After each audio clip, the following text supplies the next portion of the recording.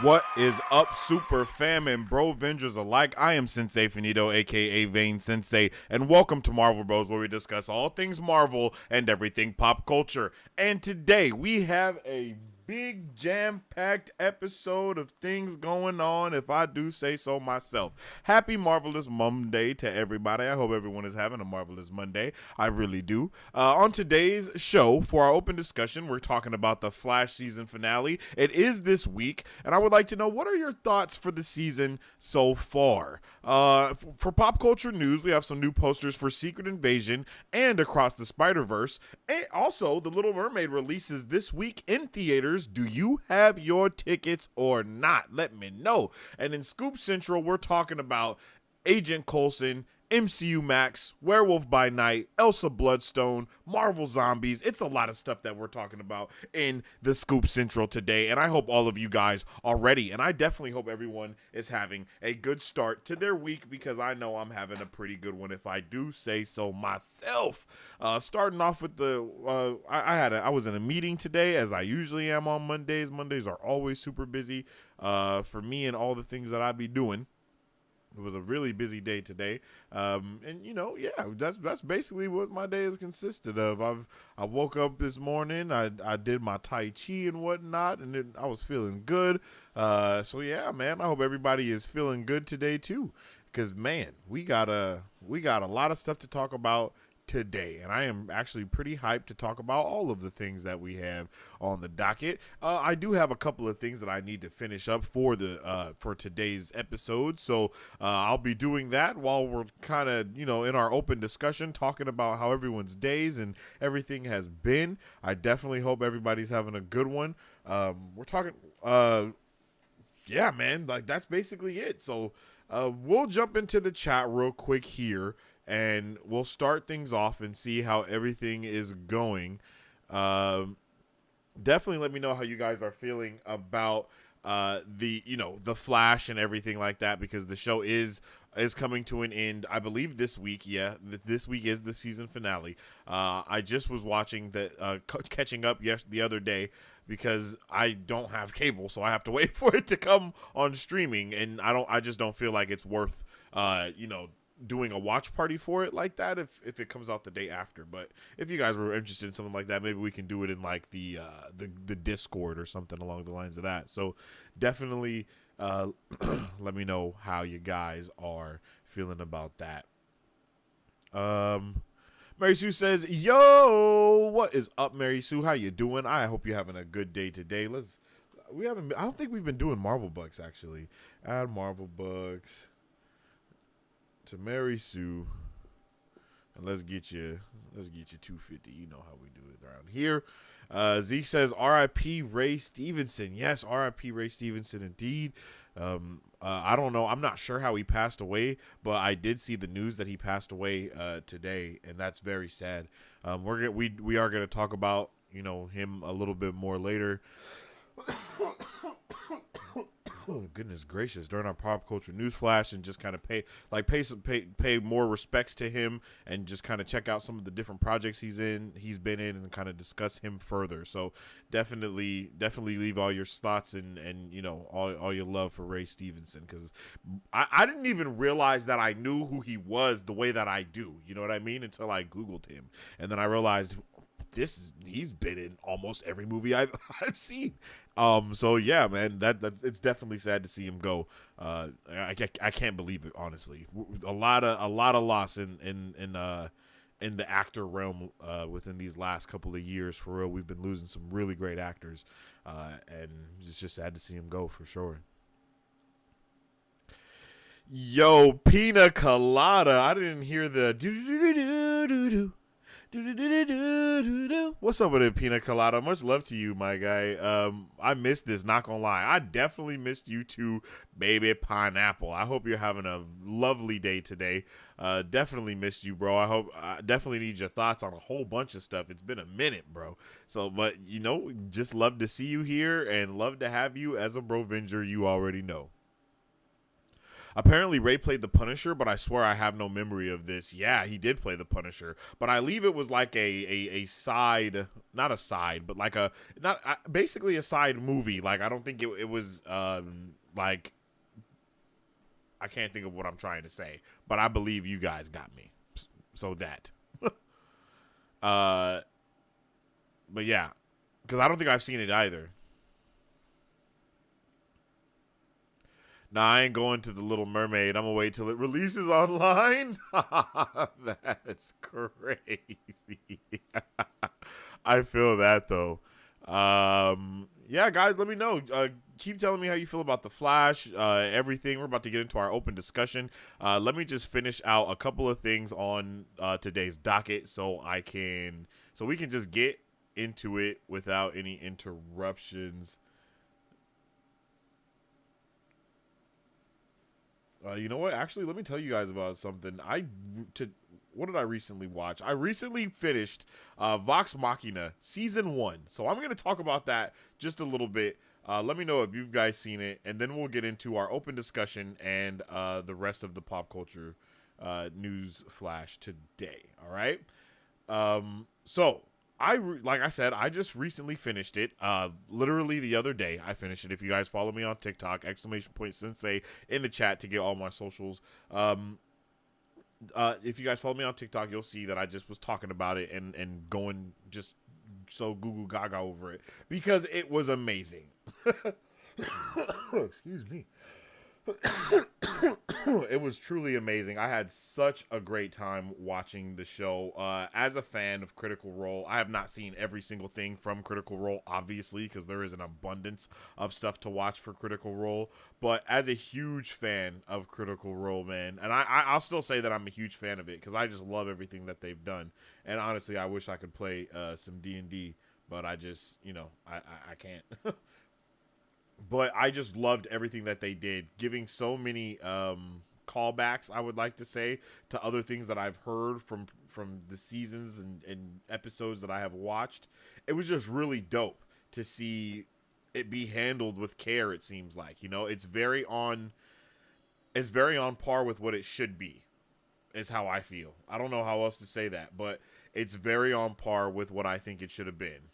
And kind of what I told Remy when I was watching it, right? I was like, man, watching The Legend of Vox Machina, it feels like I'm coming in from reading a book and I'm able to see all of this background stuff that they just mentioned in the book that I read. You know what I mean? Like, it's like watching episode 4 of Star Wars and hearing Obi-Wan mention the Clone Wars and then going back and actually seeing what the Clone Wars was. You know what I mean? Like, it's that love. It was like, bro, like I was literally kind of losing it. And I love how it's still very raunchy and, pushing, I guess you can say pushing the boundaries of certain things just because that's how that's how it was in the show. I mean, watching it, they definitely were pushing boundaries on some stuff. And I think they pushed those same boundaries in this. And I'm super, super excited to finish the second season. I have started the second season, and so far it's pretty amazing.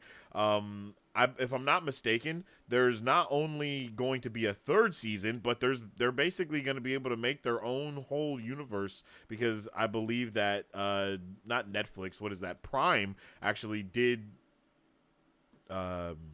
do a deal with them. So they're going to be able to make I believe there's some movies that they're making as well as some other things. So I'm actually really pumped for that. And if you guys have not checked out Legend of Vox Machina, definitely check it out immediately. I think it's one of those things that's definitely worth it. The animation is definitely different. I will say that it's a different style than what I'm used to, but I think it actually brings a lot more charm, dare I say, to what you're getting, and if you're a fan of Dungeons and Dragons of any sort, then you'll definitely be a fan of the show because it's awesome. And I think it's definitely worth giving it a try, at least to catch the temperature of what it is, you know what I mean? Because it's definitely not something I think is for everybody, I guess, but at the same time it can be. It's TVMA, so yeah, get ready for some raunchy, things. It's definitely spicy. It's not something to watch while the kids or your mother is in the room, depending on y'all relationship. You feel me? And it was fun though. I think it was a fun watch. Like I said, I'm hyped to watch season 2. Like legitimately hyped for it. And yeah, yo, I just really can't wait to see what we're gonna be getting into. All right, I'm almost done here.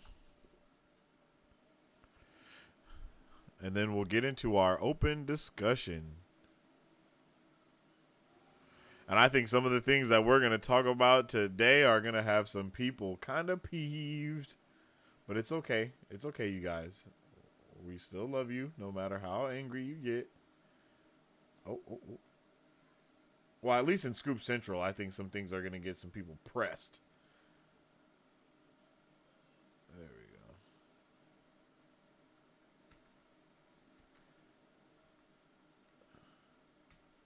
go. There we go. And a couple more things here.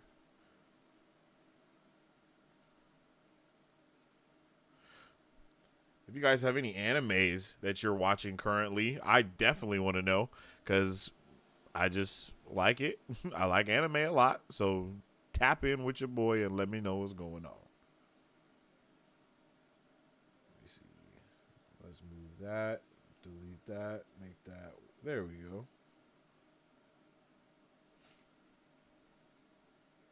And then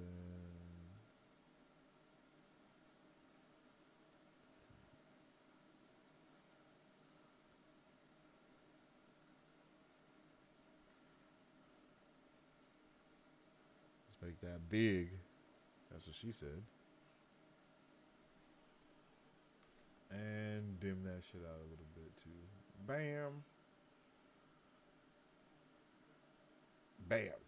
Oh yeah, we got some hot topics to talk about today, and some things that I think I'm gonna be excited to you know be able to talk about, and I think you guys are gonna actually like most of it.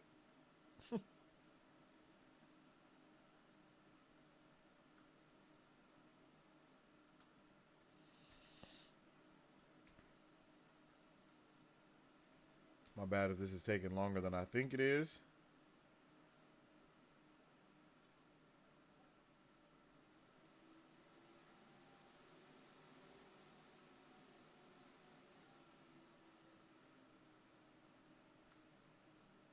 There we go. Ooh.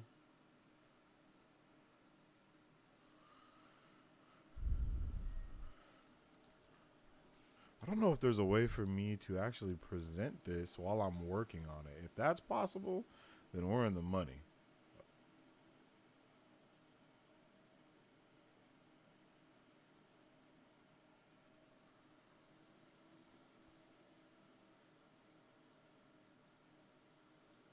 Wait, what? No idea what I just did. Oh no, I closed it. All right. Let's see what you guys are saying about the okay, so now I'm going to talk about the Flash a little bit. Just a little bit to like kind of get the temperature of how everyone is feeling about the Flash as well, okay? I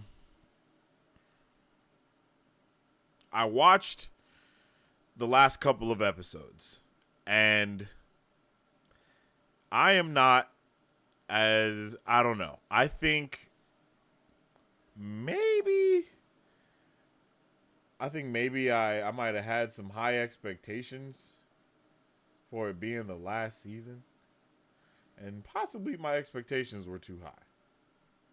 I think that could be it.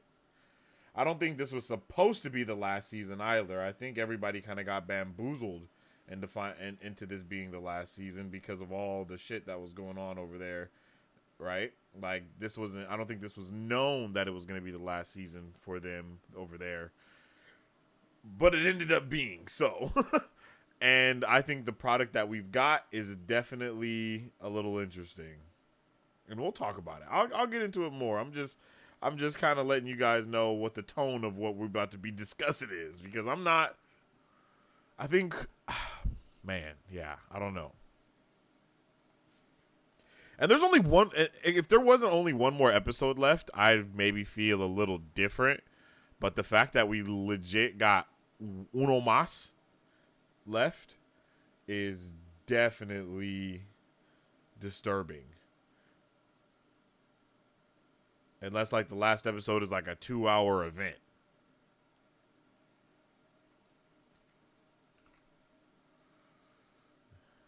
And then zombies, baby. My bad.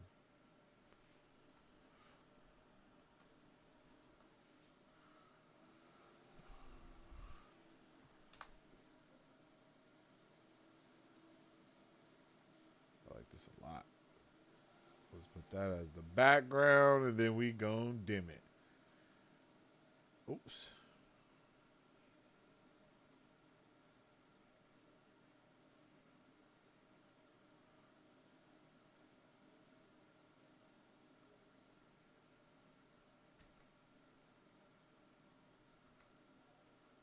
Boom. All right. Sheesh. That was a lot. That was a lot. That was definitely more than I thought it was. I apologize.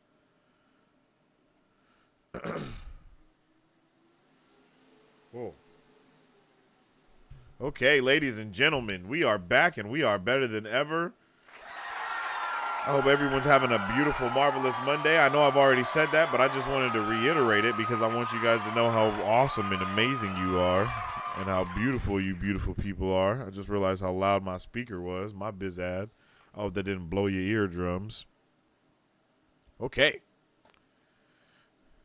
So, as I already have stated, for our open discussion, we're talking about the Flash, baby. So, let's get that Flash discussion going. I want to see how you guys felt about it, and then I'll definitely talk about it as well, and we're going to get it nice and nice and juicy, nice and moist, okay? So, first and foremost, I think that I love Flash. Like, The Flash is an amazing show for me. I've always loved it a lot. Ever since the first season, I thought it was amazing. And you know, when Arrow started kind of dropping the bag a little bit, I think The Flash was kind of holding its own. And then that switched and Arrow started kind of coming back and being good again, you know, and then Arrow ended. I think when Arrow ended and they did that whole universe together thing, that was super weird. Super duper weird. I liked it, but it just felt weird for the universe after that. It didn't feel the same. You know what I mean? And it definitely made me feel some type of way for sure. Like, not bad. I wasn't mad or anything, but it was just like, oh, okay, that's awesome. This is cool. And then we kept going with the seasons and stuff happened. And then, you know, the introduction of Nora and the continuation of having Nora be a reoccurring thing threw me off a little bit, but I understood it. You know, I understood. And then we had that entire season, the last season, I believe it was. Maybe it was this season as well, but we had that entire season and Iris wasn't in it. You know, she was like in the Speed Force the entire time, trapped there in the mind. And then all the mind stuff started going on. Joe's wife started becoming a more important character because of the mind stuff. And she turned out to be a metahuman and all of those things were going on. Right. And I was like, okay, this is cool. This is cool. But then this season kind of just did all of that again and not as good, you know? And once, I don't know, man, I kind of expected more. And I think they dropped the bag. I think they dropped the bag. I'm not the biggest fan of how this season has been going. I'm not going to lie. Watching episode 12 last night, 11 and 12, because I watched those back to back, I was like, man, this is definitely going a super weird way. And then they did all this stuff with what's her name? It's not Frost, it's not Snow, it's like, I don't know what her name is, but Mother Nature, you know, and they did all of that stuff with Caitlyn's character and Snow, and it was just a lot going on. And I liked Snow. I liked Frost. This new person, this Snow and Caitlyn, but Frost, I don't know, man. I don't know what it is about Frost. She's just interesting. Shout out to that actor, though, because she definitely has mega range, because I do believe that those are 3 separate characters. It doesn't make me feel like it's just the same chick playing the same character. You know what I mean? Like, she does a very good job of letting everyone have their own feelings and vibes to them, and I appreciated that. Speaking of vibe, no vibe in this season. It's the last season. That definitely threw me off. I was like, bro, this is weird. I wasn't a fan of my guy Cisco not being in the show anymore. I just didn't like the decisions they made, man. I just wasn't a fan of it. So I just would like to hear how you guys feel. And then I'm just going to kind of continue to talk about how I feel as well with it. Because I just don't think that we got what we deserved from The Flash. And I don't think Grant Gustin got what he deserved either. You know what I mean? I think everybody kind of got holed out of their season. Like, this is supposed to be the final season of Flash, and Grant Gustin has not. He hasn't even been in it that much. The Flash has been like zimming in and out of time the entire time for these like last 4 to 5 episodes. Like, no, I'm not a fan.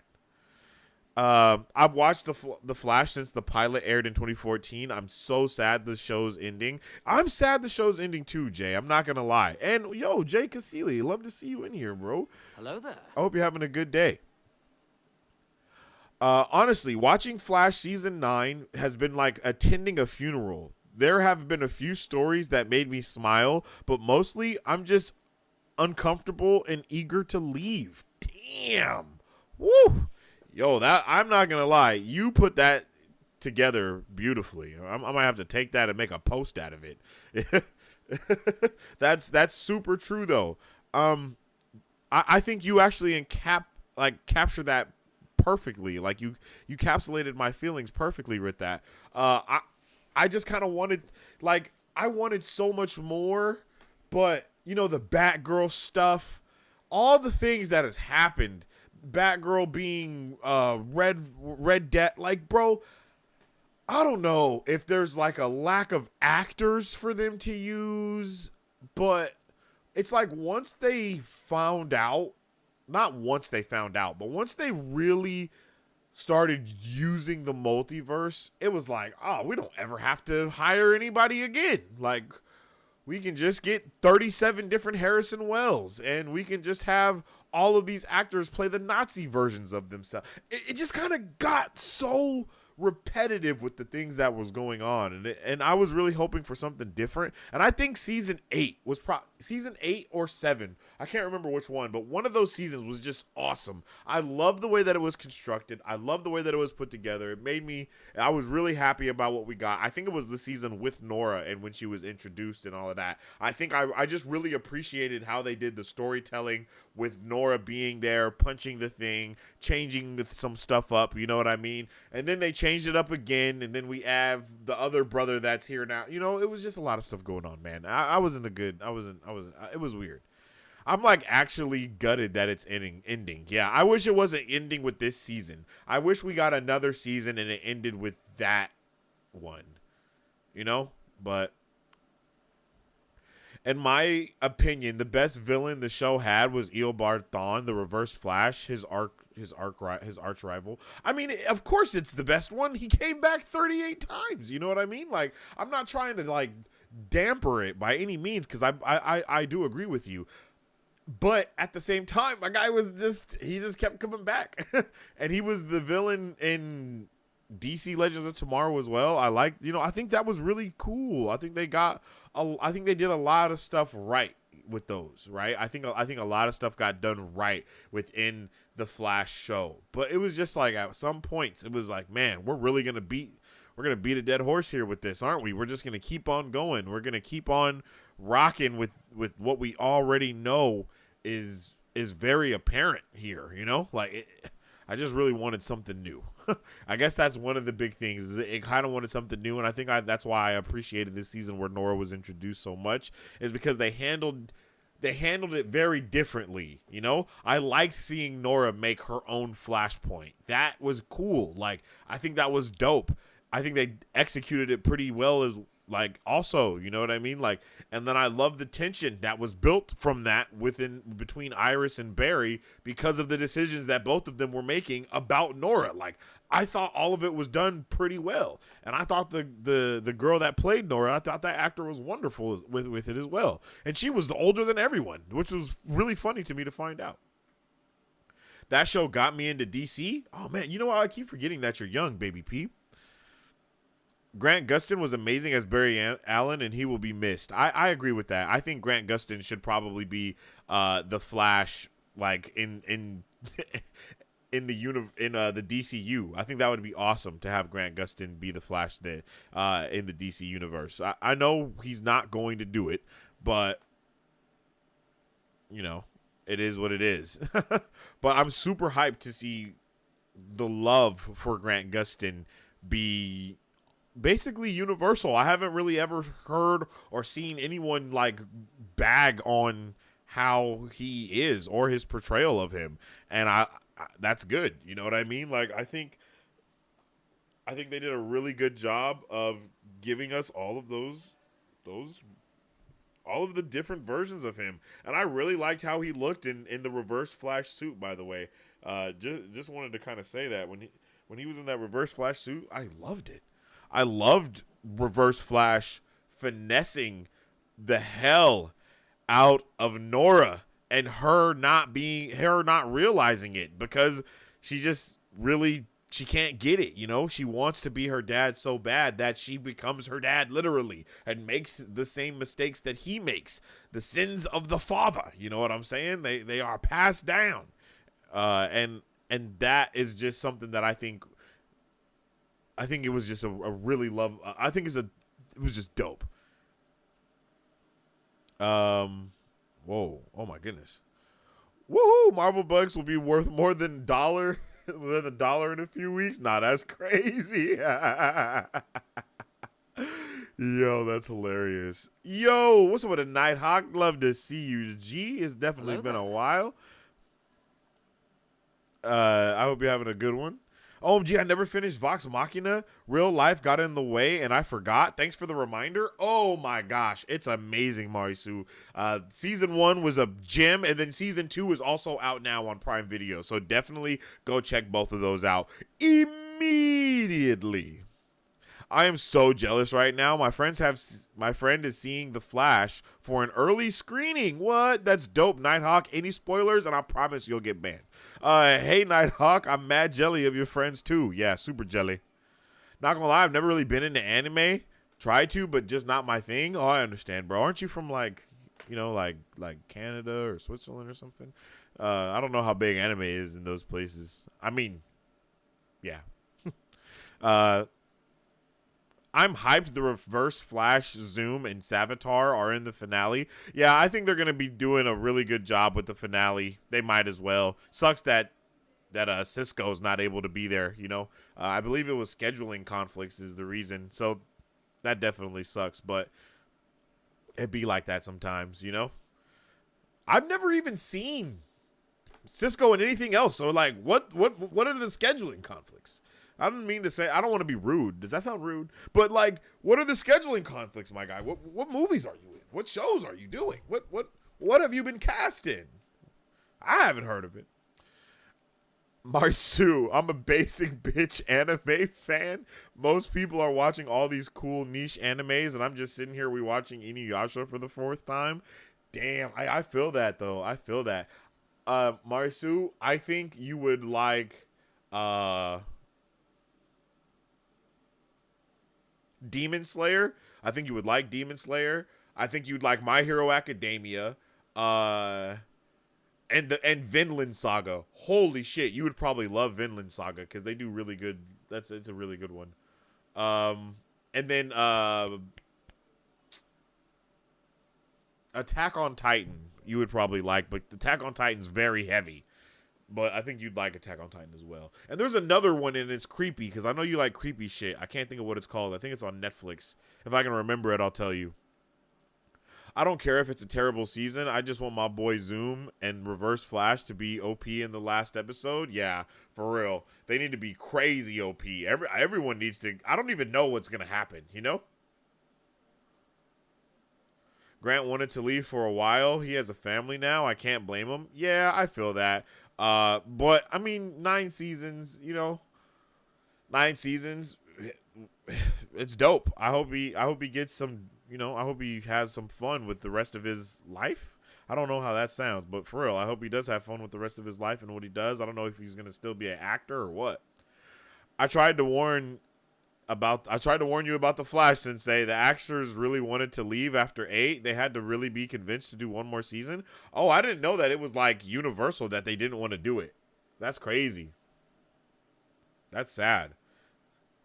That's really sad. I know the creator had even came out and kind of said, damn, did I like waste the last 9 years of my life and I don't realize it? You know what I mean? Like, and that's sad, but gee, kind of, yeah. I was done with The Flash after season 3. That's just me. Yeah, I think I was the same way. I had to watch everything to catch up. I'm happy I did, though. I'm not going to lie. I don't feel like I've wasted my time watching the show by any means. The show has brought me a lot of joy, a lot of happiness, a lot of, just a lot of different feelings. I'm really appreciative of the show. I got to watch. I think I watched, like, Arrow and The Flash with, like, my mom at some point. Because I was young when when those shows first came out. You guys are all old. So, except for Pina Colada. So being able to watch that, I watched it with like my mom. I watched it with like my younger cousin once he got, a little bit older to be able to like comprehend what was going on. And it was just kind of one of those shows that it was a feel good show. I don't think I think my son would even love to watch it right now. He's 9. I think he would have a blast watching the entire Arrowverse of stuff, because that's like the kind of age where it really captures you. Even Pina Colada said, that's what got me into DC is watching these CW shows, and I'm just thankful for that, just for people to even be getting exposed to DC and just all this awesome content that they have no idea is there just from getting like drop fed it in a way from the Flash. I think that's really dope, and the Flash is an amazing character, and I hope he gets done justice in the future, more justice in the future, to where it's actually the Flash.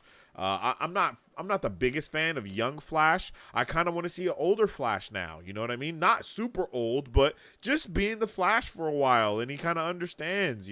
Like where this Flash is right now. I would love to be able to kind of come into that life and understand him and get to understand how he feels about Iris and his friends and Star Labs and all of that. I want it all. So I really hope we get a proper iteration of the Flash in the future. For movies, I mean. Grant is a Jim. The problem with the Flash came from the showrunners, yeah. Seeing Eddie descend into madness was amazing. Yeah, I agree. That was pretty dope. The problem with the Flash is it's been years since the Flash was 3 main characters. What do you mean by that? I don't know what you mean by that. Rick Cosnett saved it. They tried to get Carlos, but schedule conflicts blocked it. Oh, you're saying people's real names. I don't know people's real names, bro. I'm not gonna lie to you. You got to say by their names in the show. I do not know their names like that. I only know Grant. Cisco is sorely missed. I agree with that 100%. Like, so he's super missed.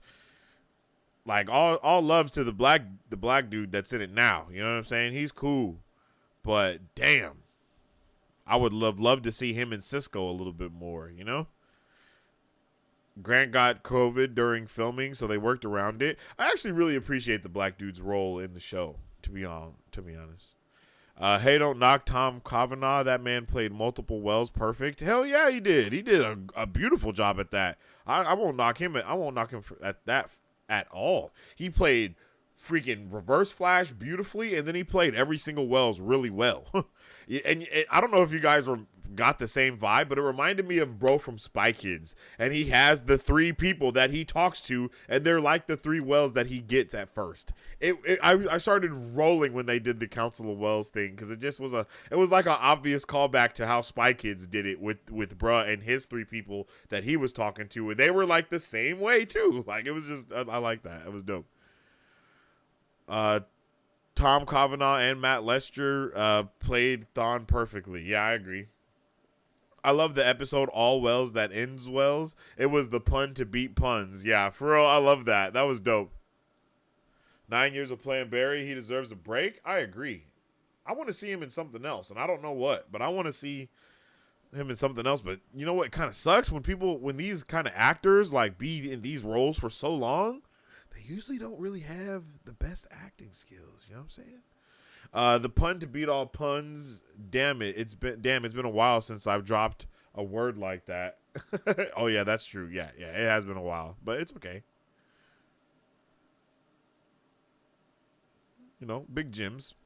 When Grat played Savitar, I loved he did the reverse and played the villain. Yes, he actually did a freaking great job at playing the villain. I loved that. I loved that one. I love when he played Savitar. It was dope. He did great. Pizza Face Savitar. I predicted that so early back in season 3. Damn, that's crazy. I promise no spoilers. Did you see the leak for the Flash where he choke slams a fan in the store? What? I like 9 by 10 went full circle in season 9. Barry stopped this season's Cell from saving Nora. Oh, actually, that was dope. I'm not gonna lie, that was dope. I think this season was hella dope for the first 9 episodes, and then it kind of dropped the I don't know, man. Like, the season was so dope, but it so dropped the ball at the same time. Like, it was so amazing and so not simultaneously.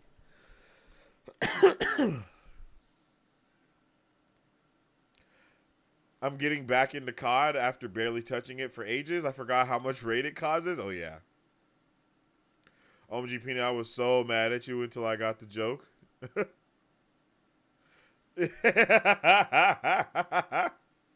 That's funny.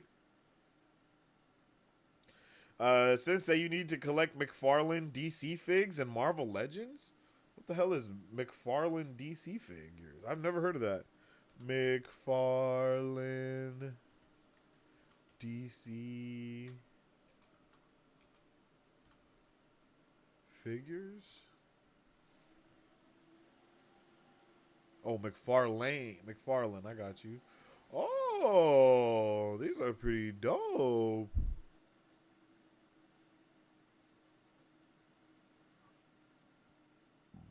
Oh, shit. Oh, shit.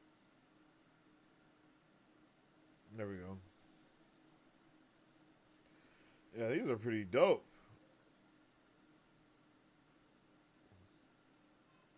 Even the toy looks hilarious. That's pretty funny. Whoa.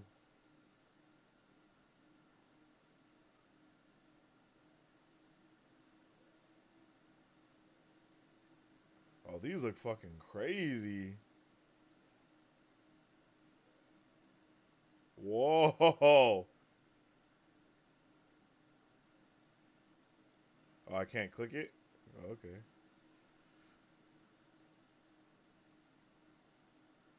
That's pretty cool. This is insane. Ooh, OG Batman.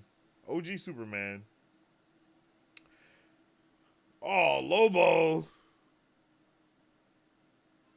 These look pretty cool. Oh, they got all of them.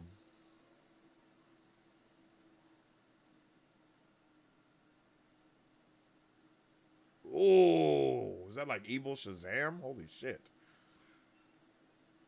Oh, yeah, these are dope. Yeah, I'm definitely going to have to tap in with those, Nighthawk. I appreciate you. I'm going to have to remember that. McFarlane DC figures. And then I definitely need to get me some Marvel Legends. I agree, bro. I'm going to have, like, all of them right here.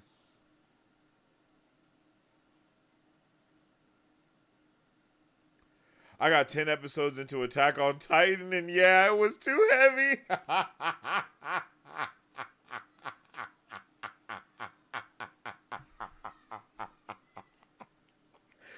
Yeah, yo. My wife was the same way. Remy was like, I don't know, man. This is pretty intense. And it only gets way more intense, no cap. But But definitely give Demon Slayer a try, and I think you'd like I really do think you'd like Vinland Saga. But I don't know, that depends on if you like Vikings and shit like that. In season 5 in Armageddon, I like the Reverse Flash was the puppet master behind Cicada and Despero. Yeah, I like that, but I liked it, but it kind of was a bummer because, you know, like Cicada was so dope and Despero was also so dope. So for them to just be puppets, it was just kind of like, for a dude that we've already met, that was just kind of like, it kind of dropped the ball a little bit. Hey, you know there was a Flash in 1990 played by John Wesley Shipp? Yeah, I do know that. I do know that for sure. But I just mean like, you know, a modern day with the good CGI, the good looking running. Like if HBO did a actual like real show, you know what I mean? And it not just be, I don't know. I don't know. James Gunn says he's going to do justice with DC. Yeah. Yeah, James Gunn definitely said he's going to do justice with DC, and I believe he will. I think James Gunn's movies are dope. At the same time, you know, I don't know.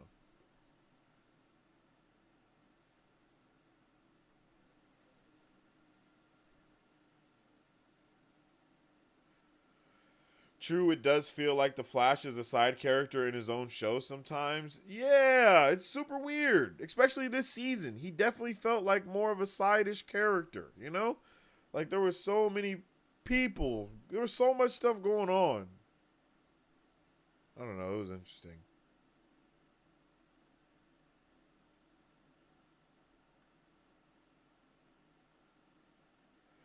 Season 9 only got good when they had the Oliver episode. Red Death was horrible. Yeah, Red Death was freaking terrible, bro. It was insane how bad Red Death was. Like, all of that was bad. Anytime she took off that helmet, like that, she's just not, I'm sorry, but she's not the best actor.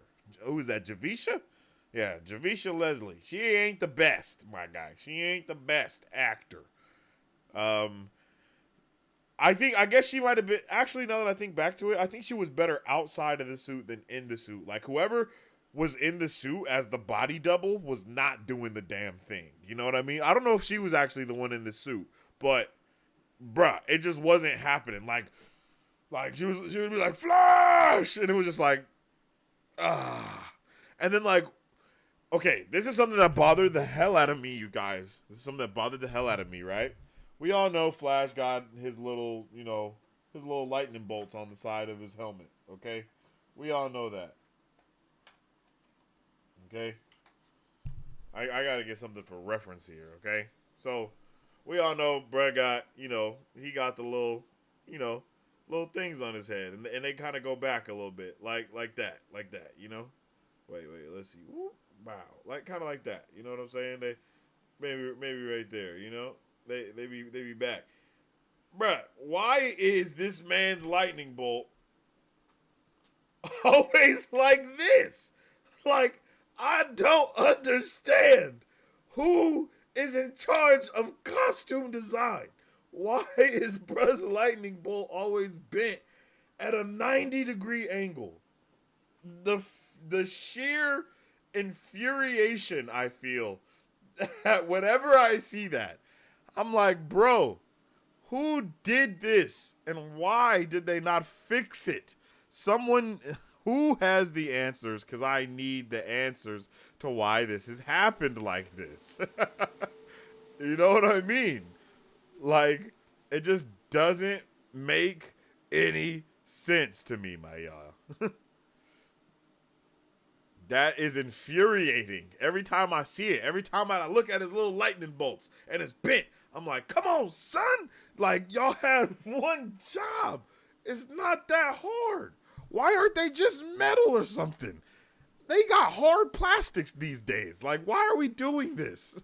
Who's done this? And how do I fire you from a cannon immediately today?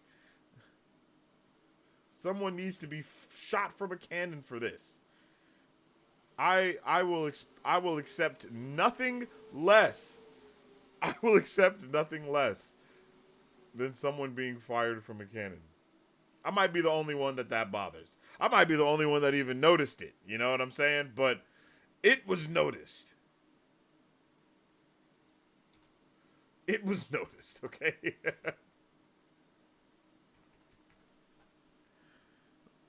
Good God, bro. It was ridiculous. That should not have happened. 100% that should not have happened. I don't know who to blame, but we've got to blame somebody for that.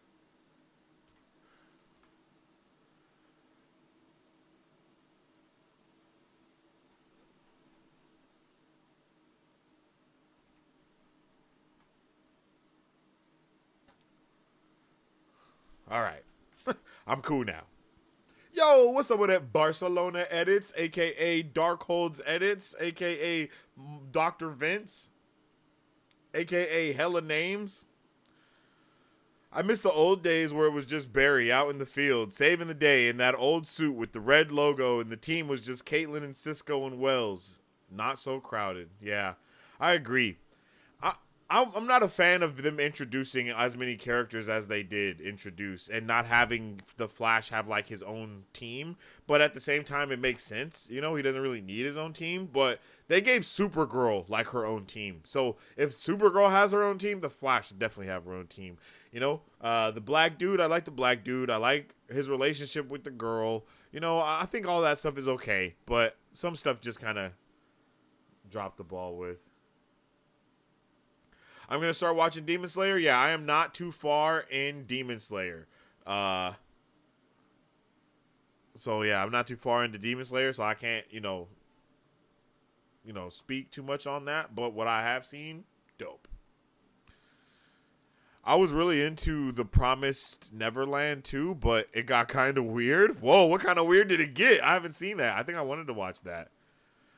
Who would you cast as the Flash in a show? And the show that I would look for the Flash, I don't know who I would cast him as him, because I know I want like the Justice League Flash. You know what I mean? Like I want the Flash that we see all the time from the comics and like the cartoons and even in the movies, like in the animated movies, we see him all the time. And I don't know who I could see play that Flash, you know? Like, the people that I'm thinking of are like, way too muscular built to play him. But I know I just know the Flash deserves some justice. Imagine James Gunn doing a Flash TV show instead of just him. Imagine it's about the whole Flash fam, Flash Kid, and Impulse. Ooh, I think that would be a nice little shakeup, you know? That would be a nice little shakeup. For real, for real. I want Michael Rosenbaum. Let's see. Who is Michael Rosenbaum? Michael Rosenbaum. I could see that, but no. I can see that, but nah. That's not gonna work for me. I don't know why. He does embody it though. He has the voice for it. I think I could see his face in the cowl. Let's see. The Flash. What is it called? Concept art, maybe? I'm pretty sure someone would probably have done this for him. Okay, this is terrible CGI. I mean, you know what I'm saying, but you get the picture. That doesn't look too bad, you know? But still no. You know what I mean? Like, still no. I don't know. I don't know.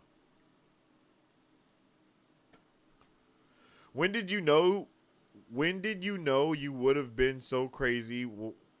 Oh, do you know what would have been so crazy if they got Ezra Miller for Red Death on the connect to connect the show with the movie? That would have been dope. Actually, that would have been freaking crazy. Nighthawk, no cap. That would have been freaking awesome. Like, that would have been fire. Bro, the season 6 through 9 is the most accurate suit ever down to the gold boots. Yeah, for real. I really like that. I like that a lot. I think it's dope. I just want it, the little helmet thing,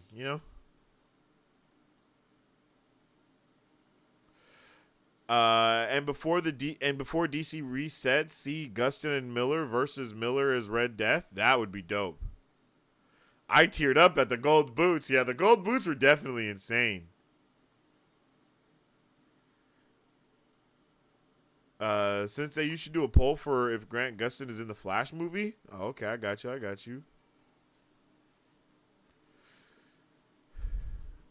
Like, do you think he's in there, or do you want to? Yeah, I think that's what you meant. Do you think Grant Gustin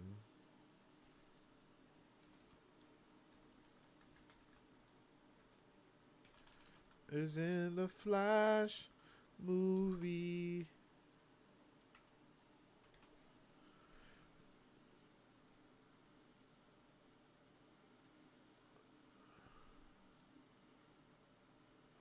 Michael was also Lex Luthor in Smallville. One of the best Lex Luthors I think we've had.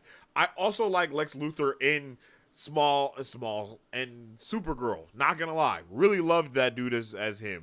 The dude, I can't think of what he's from, but I think he did great.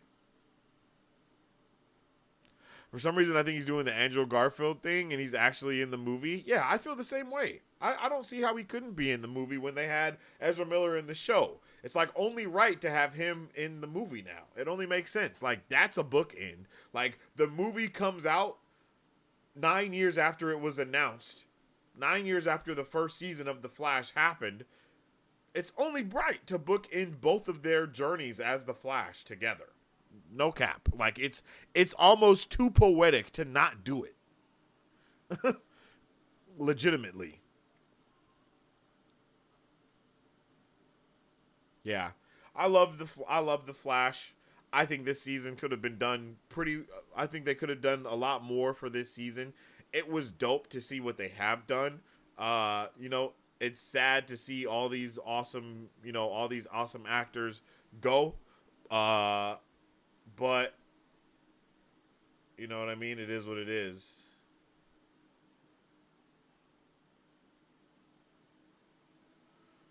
Oh, you mean Sylvester Stallone as the toy maker? No idea what you're talking about, G. That shit was important though. You said that a lot. I think you said that like 4 times, my boy. I got you. We here. Even if Grant was in the movie, it'd only be archive footage. Nah, I hella doubt that. I think it would be like what they did with the Flash show. You know, have both of them talking to each other, with each other, helping each other, something. I want to see a better version of Impulse in live action.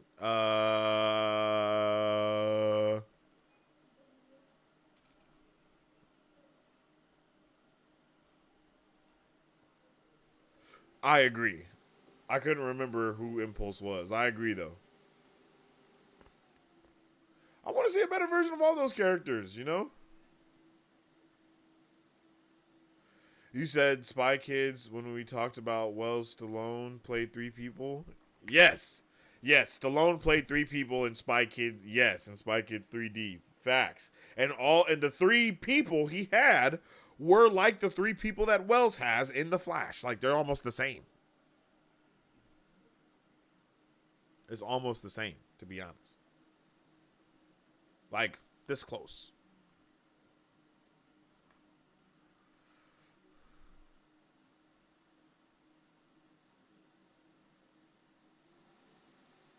Imagine the post-credit scene is Grant and Ezra having a race. That would be dope.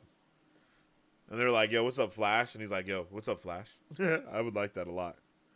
Man, now that I think about it, we've had 2 Flashes in the last 9 years. We're probably not going to get the Flash in the DCU anytime soon.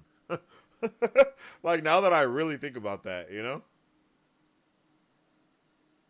Like, we've had 2 for the past 9 years. We might not get another one for a little bit. Which is only good. They wouldn't use archive footage for that because it wouldn't be a shot right. Because it wouldn't be a shot right to match the rest of the movie. It would have to be edited to death. Easier for him to just show up on set. Facts. I mean, like a cameo when he runs in the Speed Force and sees Adam West, Christopher. No, I could definitely see them doing some shit like that. Like, he runs through the Speed Force and he sees every single person that's ever been anyone in any DC project ever. I could definitely see that happening. And he's like, you know, with the little weird run. I could 100 see that going down.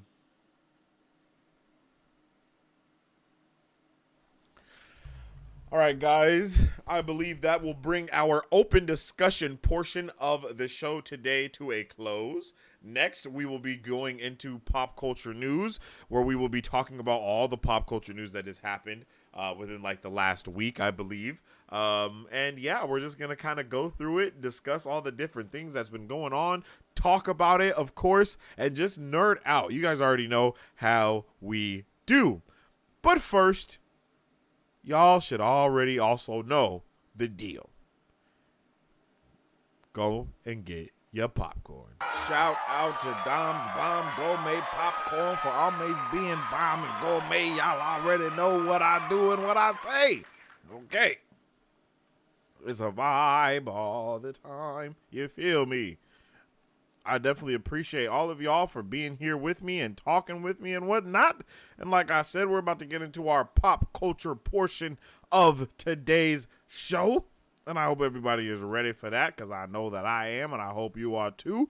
Before we do, if you guys don't know the deal, you can definitely follow us on social media at Marvel Bros to stay up to date with all the latest news, movie reviews, and content that we post every single day. And you can also check me out on social media at Sensei Finito to stay up to date with all my thoughts, theories, and opinions about whatever particular thing that we are particularly talking about at that particular time while we're partaking in particular areas of the particulars. You feel me?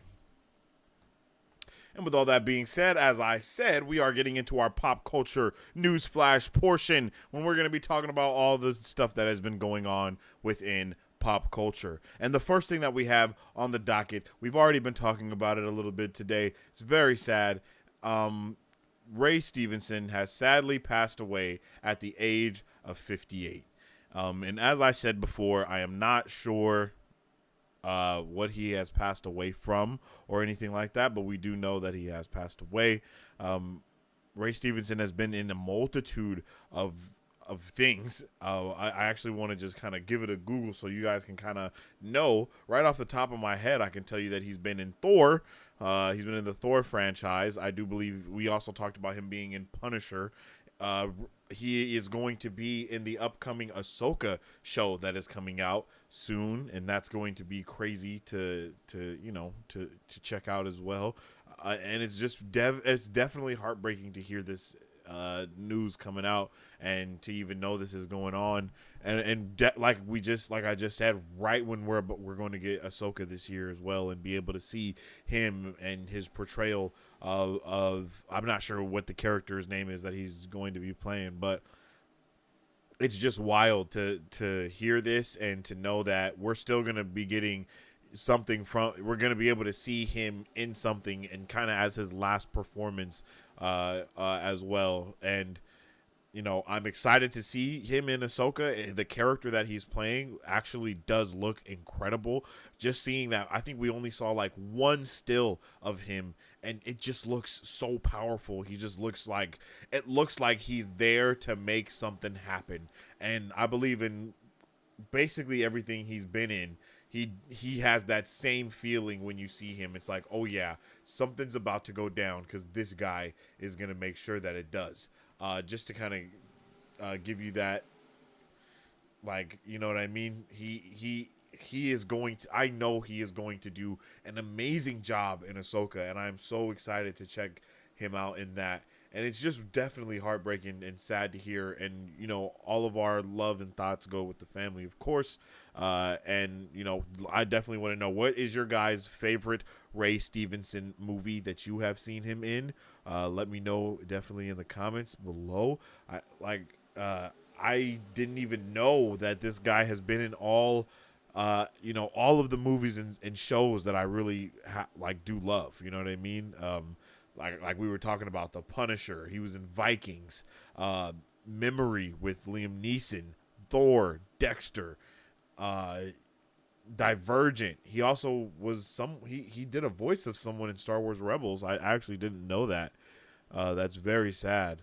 And yeah, we just talked about him being in the Thor movies. He was in G.I. Joe. I didn't know he was in G.I. Joe. That's crazy. Allegiant. so many movies that I'm seeing right here. It's honestly wild. Like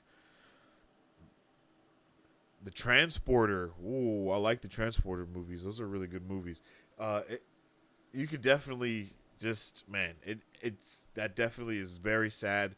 I can't believe it, honestly, and but it does, we do get to look forward to his last performance, as I was saying earlier, in Ahsoka coming up, and actors, they just love what they do. So I think it's amazing that he's able to live on within all these movies and shows that he's been in before, and people are able to watch them and still appreciate what he was able to leave here, you know what I'm saying, in the world while he was here, and that's basically all that matters, you know what I mean. So it's definitely our hearts go out, and like Nighthawk says, I was heartbroken this morning. 58 is definitely way too young. Definitely RIP. It's just, it's sad to hear, and it's sad to see. So, oh my goodness. So that's definitely, that's definitely sad, man. And once again, I'm not sure what it is that he passed away from, but that news will probably come out later this week, or something along the lines of that. I loved him in Dexter. He really shook up the standard villain formula for the show at the right time. I'm not gonna lie. Who was he in Dexter? Because I've watched all of Dexter and I love Dexter. Let me look it up. Let me look. Oh, yo, bro looks completely different. Whoa. Holy crap. Whoa. I didn't know this was who we were talking about. Whoa. That's super sad.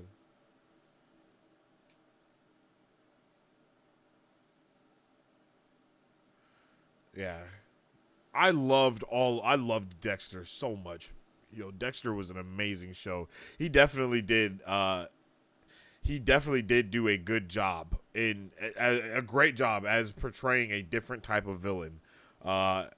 Man, he is the man. He was the man of many faces, for real, because with and without the beard, he looks different. The color of the hair is looking different. Like, the length of the hair is looking different. Like, whoa, the man of many faces for sure.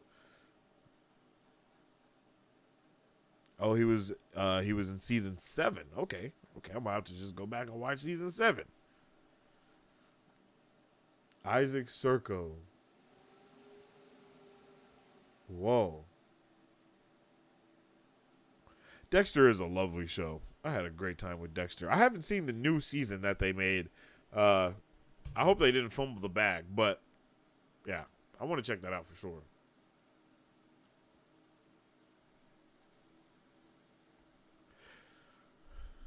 Speaking of Thor, actually, our next thing on the docket, Marvel Comics has announced Immortal Thor from writer Al Ewing and artist Martin. The series launching this August will focus on Thor as the All-Father of Asgard, mastering his new abilities and facing off against the newly emerged Elder Gods. Oh my goodness. So the comic is what the movie should have been. That's what you're telling me, huh? You're telling me that the comic is exactly what I wanted from the movie, huh? That like okay, that's cool. I can't wait for this. This sounds incredible. This sounds really dope. I can't wait to get my hands on this because I have been waiting to see Thor as the All-Father, and I just really need it, I think the times that we've seen Thor as the All-Father in the comics, it's like a future where he's been the All-Father for a while. So he kind of already understands what's going on. I would love to see him actually being able to learn about being the All-Father, learn about being more of Odin and getting into those, just getting into those vibes again. I really like that. Like, yeah. I think this is going to be awesome. The The artwork on this has me a little nervous. It reminds me of like the artwork for, what is that? DC's I can't remember what line it's called, but it gives me that DC look.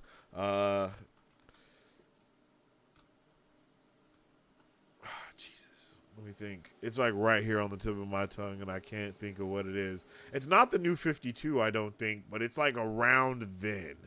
This is what I'm talking about. The open maybe it might be, no, this is Alex Ross.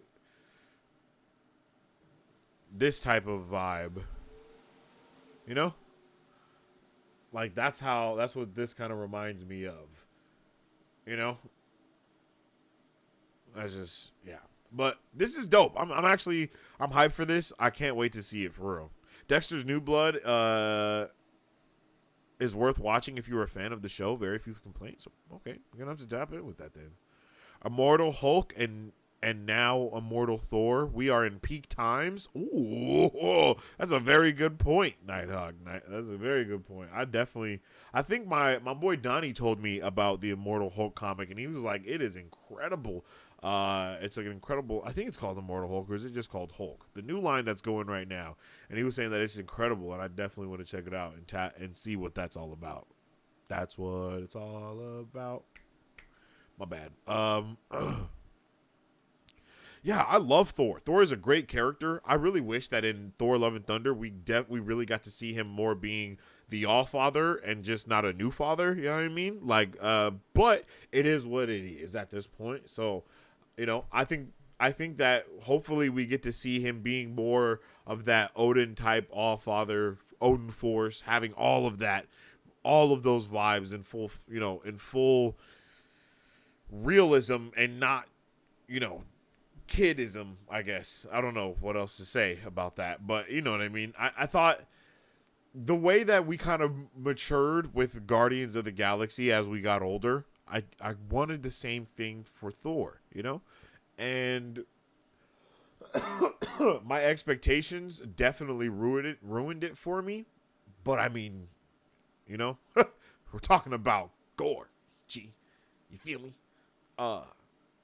But seeing comics, you know, being able to always go back to comics and appreciate what's amazing about the character in the first place, that's what I love. It's always there to go back and read. It's always there to go back and revisit that moment. And I revisit moments all the time with shows and movies. When I just think about something dope that happened, I'll just go into my man cave, turn on the surround sound, sit in my chair, and go to like a specific part of like 5 or 10 movies and just watch the freaking amazing action sequence that happens. Because it's just, sometimes I just want to be just immersed back into those moments. And I used to do the same thing with like my mangas and my comics, to just go to those dope moments that you know happen, especially if you're like telling somebody and you're like, yo, this crazy thing happened, and you know, so they're never gonna read a comic, so you just show them like the dope thing and they're like, oh, that's super sick. Like, it's stuff like that I live for, and it's just like amazing part about being a nerd. And you know, being able to check this comic out and see all the things that I kind of want for Thor to possibly happen, it definitely has me hyped to check out. So I'm definitely here for this, and I hope you guys are too. I don't know if you guys are like avid comic book readers either, you know, but I think you should. I think if you guys aren't, I think you should check one out. What if they got the director of The Lighthouse and The Northman for Love and Thunder and gave him creative control? It would have been peak. Oh yeah, no lie. It would have been peak. Yeah, I definitely agree with you there, Nighthawk. It would have been so peak that our brains probably would have melted out of our faces, because that's what I want.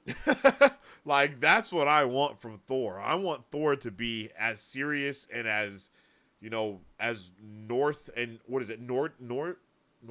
Is that what it is? Nordic? Is the word Nordic?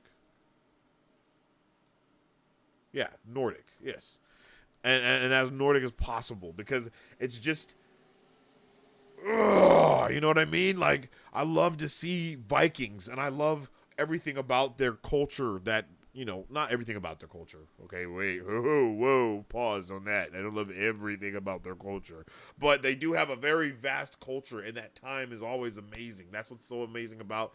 I mean, the Northman was a little bit of a bit of a letdown, but I still loved it because Vikings, you know, and then of course Vikings the show, and then we have Vinland Saga, the anime that I was talking about, which is kind of Northman done right in a way. Uh, and I think all of that is just beautiful, you know, just magnifique. And if they utilize that type of raw Viking, how serious they take things storytelling, I think that would have been way more acceptable for us as the audience. You know what I mean? I think it's something that they could still do because they're trying. They're right now. They're branching out into different, you know, different stuff now. They're branching out into so many things, and I think that being able to see a more Viking take on Thor would be awesome, and hopefully hopefully Chris Hemsworth can actually, you know, throw them acting chops in there.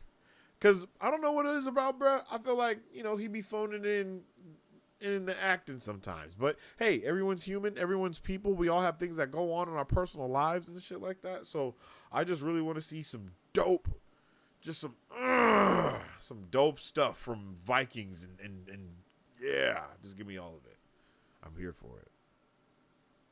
It's been so long since I've touched a physical comic book. Barnes & Noble sells annuals, but I have no idea where I'd buy weekly books these days. Mississippi ain't California, sensei. Yo, you can't tell me there ain't no comic book shop. Well, you might be in, like, the middle of nowhere, you know? But you can't tell me you ain't got no comic shop somewhere near you. I'm about to Google it. Comic book stores in Mississippi. There's 10 of them. There's 10 best comic book stores right here. Where you at? I'm gonna find one near you. Oh nah, there's not a lot though. I ain't gonna lie. These is spread out. There's like one in every other city. No, never mind. There's a couple here in this city. Whatever this is. What is this? West Memphis? Is that what it said? Get out to West Memphis. Willem Dafoe is Gore the God Butcher in that version. OMG. Oh, bruh. Willem Dafoe in any version of anything is amazing because he's Willem Dafoe. You feel me? Like, I don't know what they were doing. I'm not going to get into it, man. But I'm just going to say, yes. He definitely looks comic. He looks comic. He looks accurate to just everything because he looks so wild. I always wanted Willem Dafoe as the Joker. He just has one of those faces. Ooh, that would be dope. I would like Willem Dafoe as the Joker. I would like to see that. I would like to see Joaquin Phoenix like actually be able to give us a take on like the Joker. You know? Like I would want to see what that actually would look like. I don't know why, but I just wanted to see that. I think it would be pretty solid.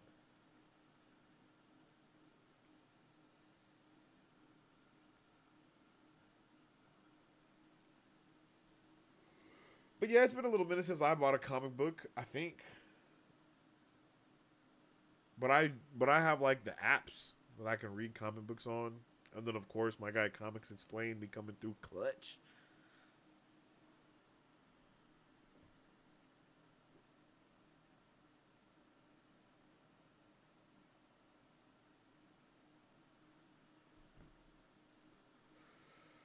Thor versus Gore and it's gory. That would be cinema. Oh yeah, that would be dope. Give me anything like that, yo.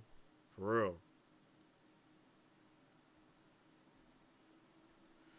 All right. This actually was surprising when it popped up on my desk. I couldn't believe it, but I forgot all about this, and The Squid Game real life competition series will release in November on Netflix. Like, what?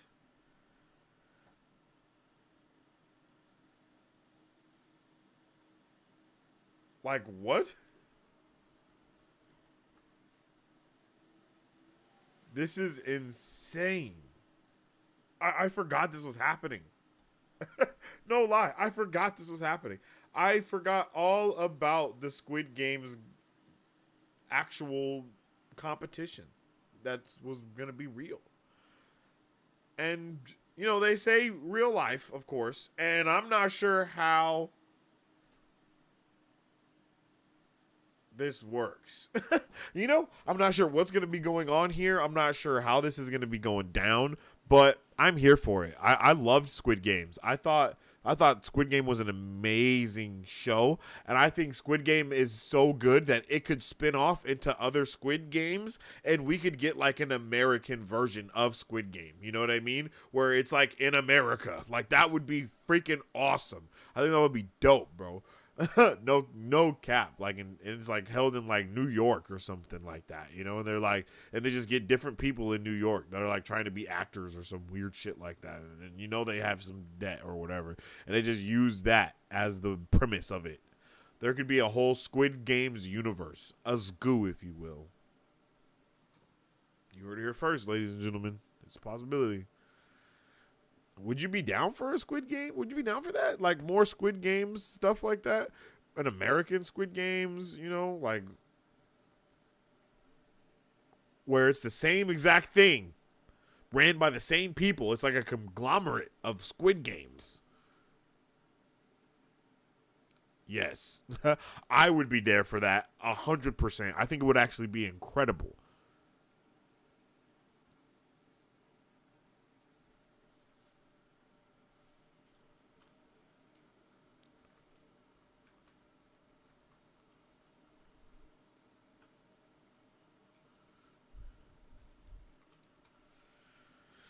I'm here for it.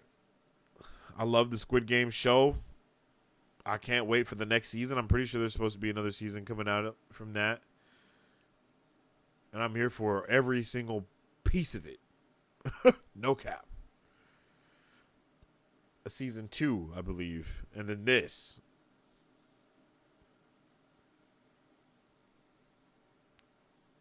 Sounds lit, yo.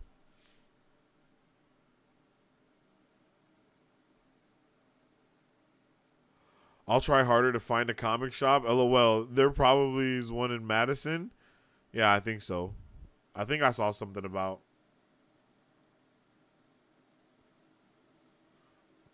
Well, I don't know where he at, but it says there's one in Ridgeland.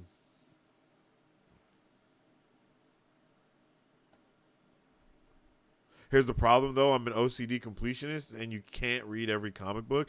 Yeah, that's true. It's hard, especially with physical. It's just hard to, yeah. Physical media, comic book stuff is hard, but that's why it's really good that they have the what's it called? Marvel Comics app, I believe, and you can read all the comics, and I think you can get the new ones that are releasing, but that's just for Marvel. Not everyone has that. There is an app though that I remember that I think it just came out, and I think it has just comics like that too, and you get them as they release. Of course, you got to pay for it, but or was it mangas? I don't know. Loki season 2 and Echo are gonna be peak. Yeah, facts. Echo mainly for me because Daredevil and Kingpin are in it. Yeah. And Echo is actually getting released as the full season is getting released at one time. So that's actually insane. I wonder how that's going to take. Not going to lie, I haven't seen it. My dance card was too full. What? Marisu? Wow. I am both baffled and appalled. Wow. Well, it'd be like that sometimes. Moving on up. Next thing on the docket. This is something that I also was pretty surprised when it slid across my desk. I think I chuckled just like I did right now. And that's this.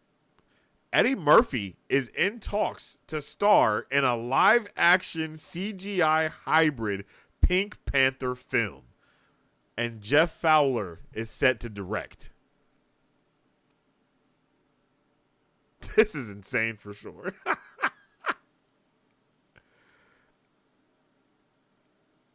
But I must say that I am happy to see Eddie Murphy making some type of comeback into the Hollywood scene more and more. He was in that Netflix show, and that was, I haven't watched the Netflix movie with bruh from 21 Jump Street. Can't think of his name. And that was dope, you know.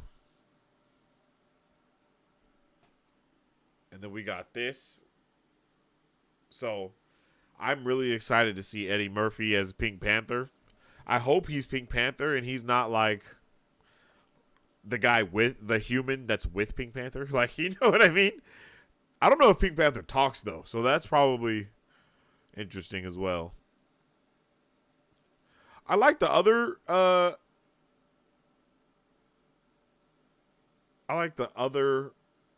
what's it called?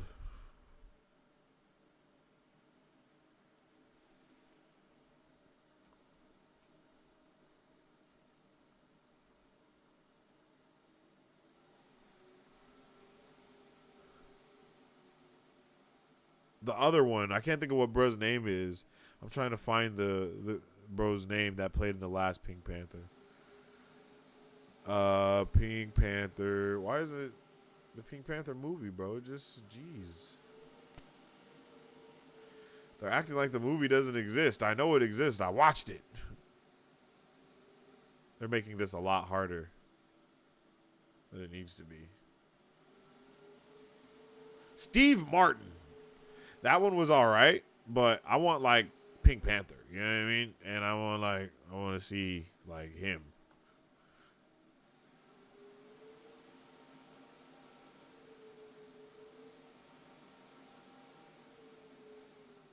Like the Pink Panther. Like the actual Pink Panther. The panther that is pink. You feel me? And hopefully that's what we're seeing here. I don't want just the inspector thing. I want the full thing. You know what I'm saying? Whoa, that sounded spicy. I'm excited for that. Pink Panther and Eddie Murphy as an inspector. Take my money. CGI hybrid. Nah, put him in a furry suit, you cowards. Nah, that's crazy. Put him in a furry suit, you cowards. This is hilarious. For real, that's hilarious. They wouldn't.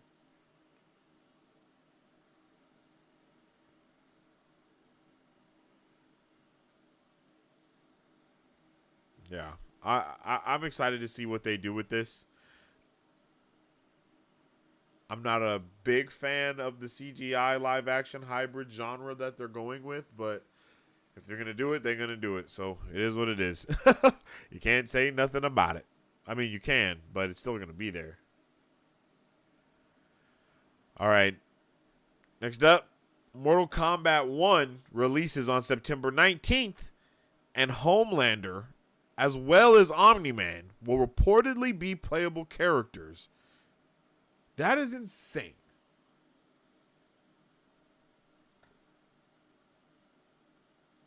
That's like actually crazy.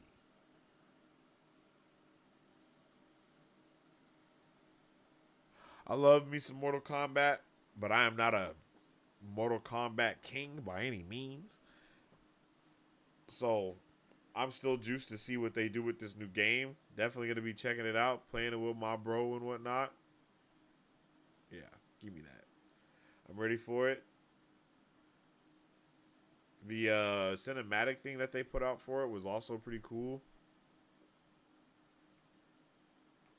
So I'm definitely interested in seeing where they're going with the franchise. For sure.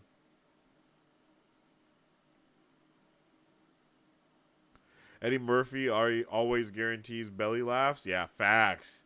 Eddie Murphy in a furry suit? Hell to the no. My guy said, hell no.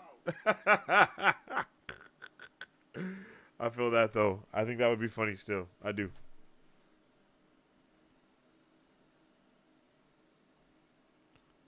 All right. Next up,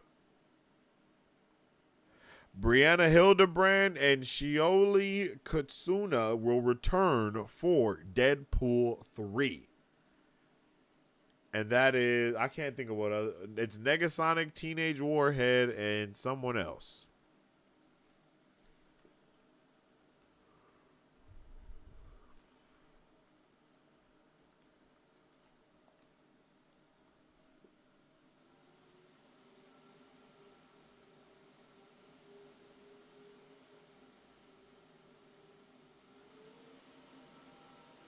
I think this is gonna be. I think I'm hyped. I'm hyped for Deadpool 3. Deadpool 3 is gonna be awesome. It's gonna be a really fun time watching it. I can't wait.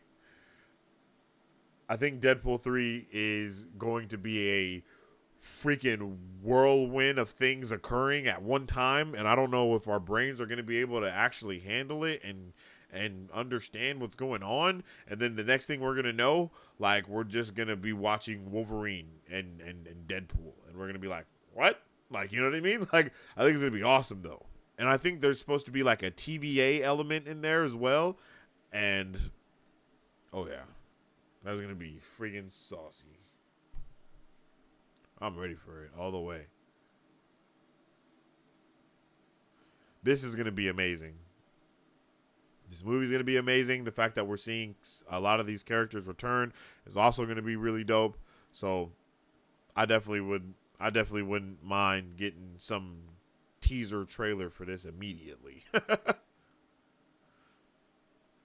Why do you guys stifle my creativity? Nah, stifle your creativity is crazy. That's insane. Why do we stifle your creativity? Come on now. Eddie Murphy in a furry suit? I don't know.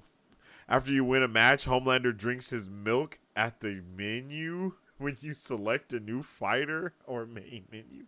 Nah, that's crazy. That would be insane. And he has like it in a baby bottle, and he rips the nipple off the baby bottle and he throws it down, and he just starts chugging milk. You know what I'm saying? Like, he just starts chugging it, just like, ew, that would be insane. And then he just has milk all on the side of his mouth, and he just wipes it.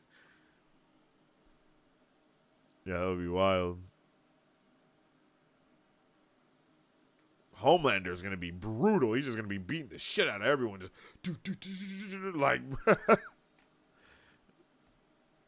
Omni-Man is going to just be ripping people in half. It's going to be wild.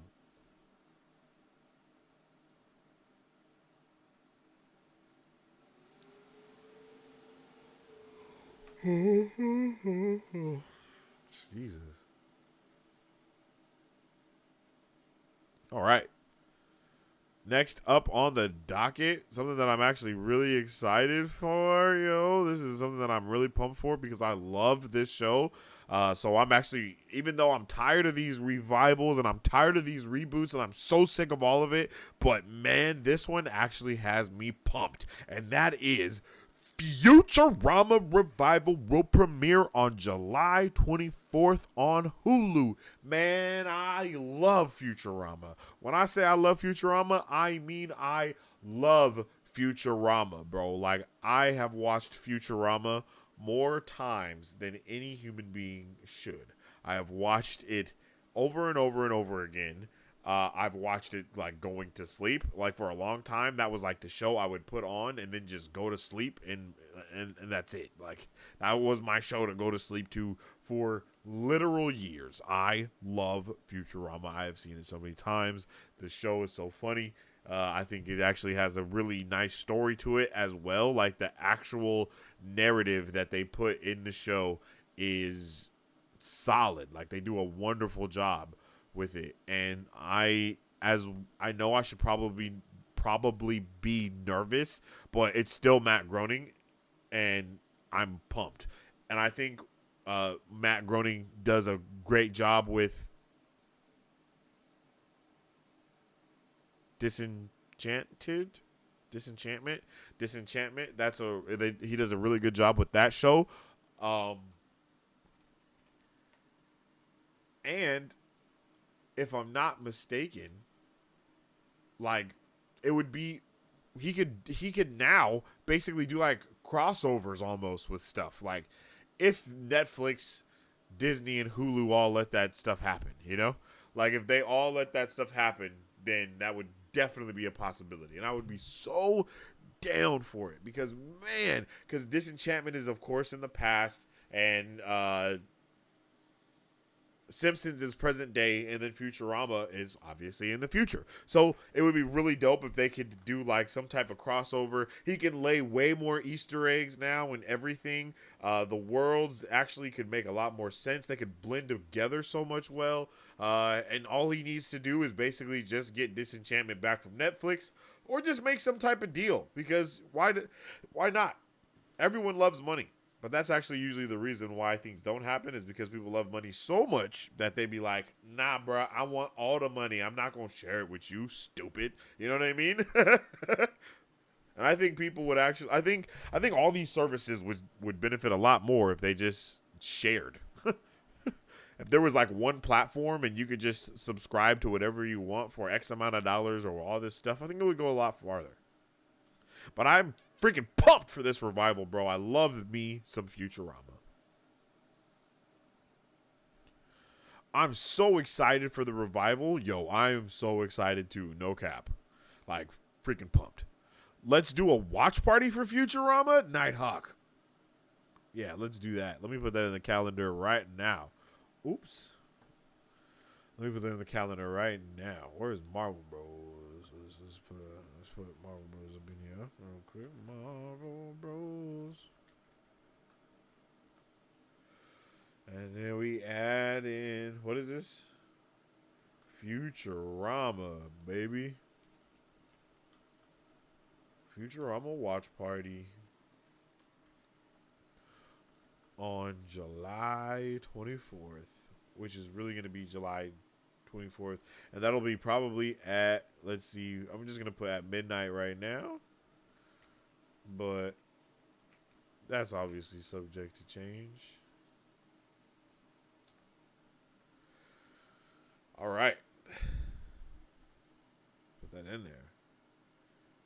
I'm here for it, for real. They got they got those Disney bucks now, so the sky is the limit. Oh, that's super true. Dang, they could do whatever they want now with this. For real. They could really go crazy. You know they're going to do some crazy Marvel parody shit or something. I can't wait for this. It's going to be awesome. And then it's going to be all different, of course, because, like, time has actually, like, the future is, you know, like, it would probably look a little different from how we live now, but not super different. So they're going to probably just be making different references and all of it. I'm here for all of the stuff and things. And I think Matt Groening does a good job with all of these crazy ass shows. So yeah. And shout out to my guy Nighthawk for the watch party. We definitely going to do that, bro. I put it in the calendar already. And if we don't do it, if it's not here on the channel, it'll be a Discord thing to where, you know what I mean? We're on Discord and we're watching it. But we might do it on the channel too.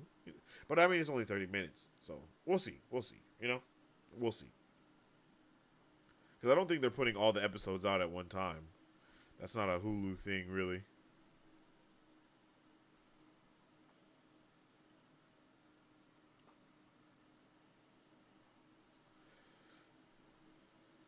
But yeah, I am hype city about this.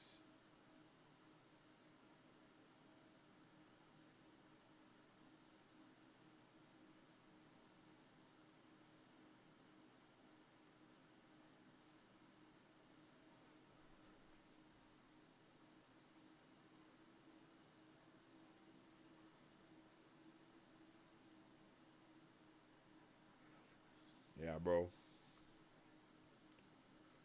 Like I said, I love me some Futurama. I've watched a shit ton of it. I hope they bring back, like, what is it? Slurm? Is it Slurm? Why did my brain just totally take a fart right now? Yeah, Slurm. It's Slurm.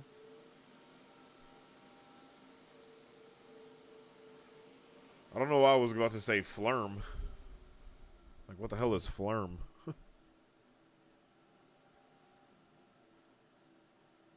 All right. Next up, these are actually some dope posters that we have that we're about to talk about. We have our first character posters for Spider-Punk, Spider-Man India, Spider-Man, The Spot, Spider-Gwen, Peter B. Parker and Mayday, Spider-Woman, Spider-Man 2099, Ben Reilly, and Spider-Cat in Across the Spider-Verse. So we have a ton of posters, and we're about to check them out. So we're just going to kind of not breeze through them, but we're going to take a second, look at them. Look at how dope this is right here. This is awesome, bro. This is freaking really dope. I love this one. Like, this looks so cool. I think all of these posters, real quick, are just really unique and individualized, and I think that's cool. But the vibe of this Spider-Punk one, it just hits crazy different. Like, that's just nice, man. I love that.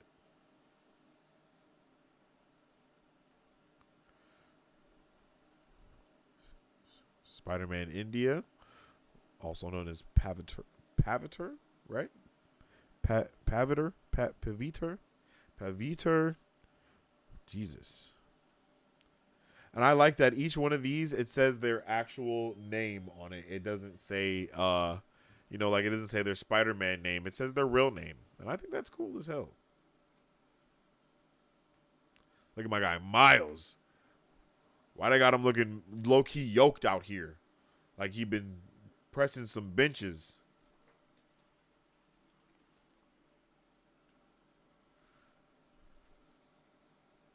This is really cool.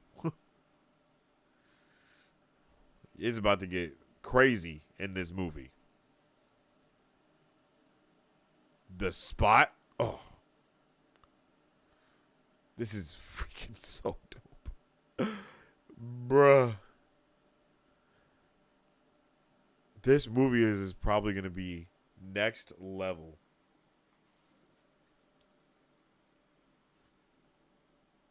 Gwen.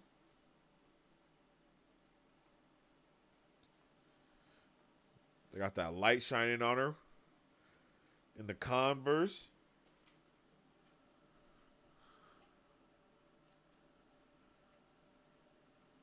Oh, I never really noticed the little web blaster. Not the web blaster. What am I talking about? The time thing on her wrist. I don't know why I never noticed that.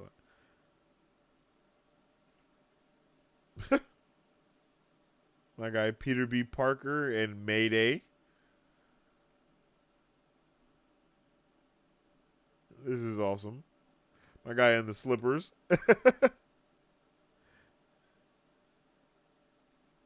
These are so dope.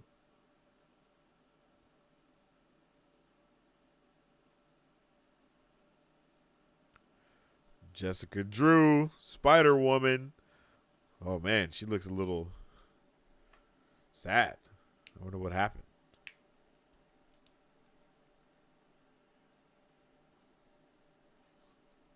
And this is Spider-Mama.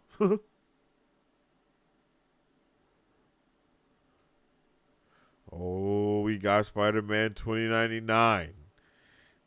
Bruh's about to be on full-blown demon time. Him and The Spot. I think both of them are going to be on demon time. Full-blown. And I'm ready for it.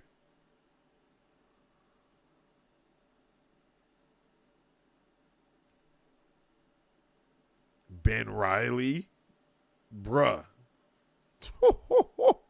Yo, isn't this the Scarlet Spider, if I'm not mistaken? This is insane. Is that not what this one is called? Yeah, he's the Scarlet Spider. Yeah, I knew that. I don't know why I'd be second guessing myself, y'all. This is fire, bro. This is probably my favorite one. I'm not even gonna lie to you. This is probably my favorite one. Like this, going on my wall for sure. If I have to make it myself, I promise you. 'Cause this is crazy. And last but not least, Spider Kitty. Holy shit, look. Spider-Cat has one of the little things on his wrist, on his tail.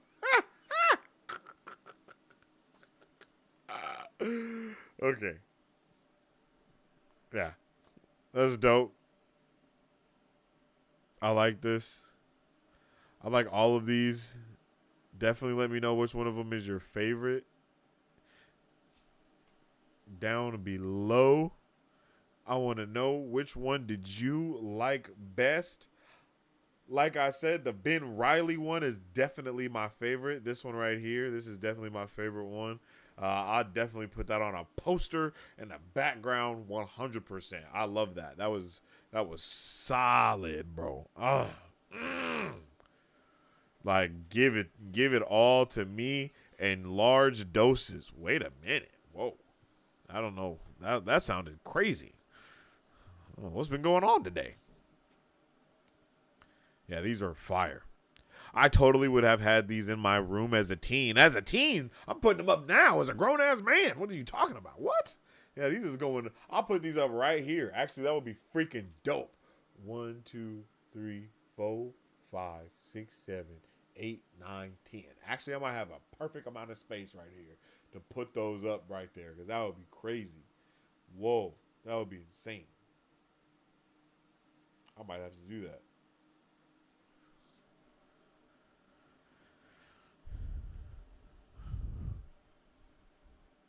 So majestic. Yeah, Spider-Gwen was mad majestic on hers.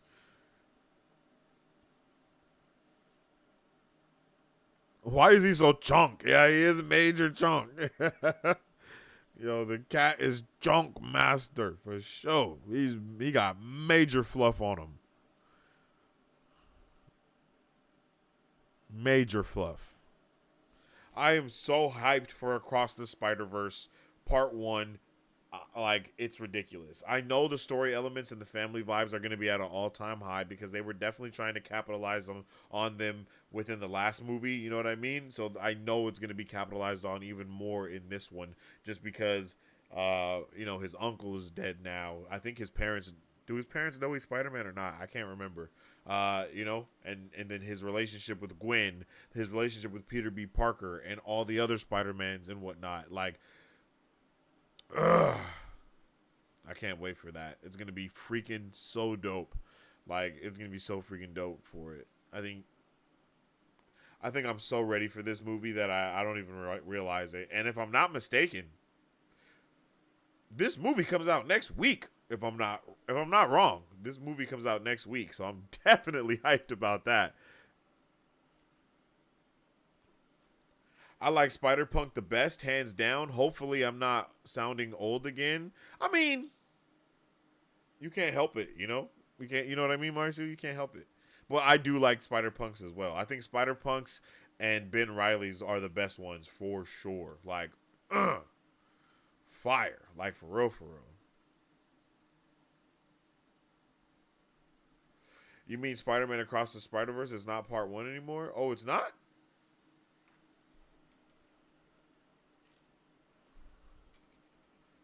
What? So what's the... Oh, yeah, isn't it? Because the next one is Beyond the Spider-Verse now, right?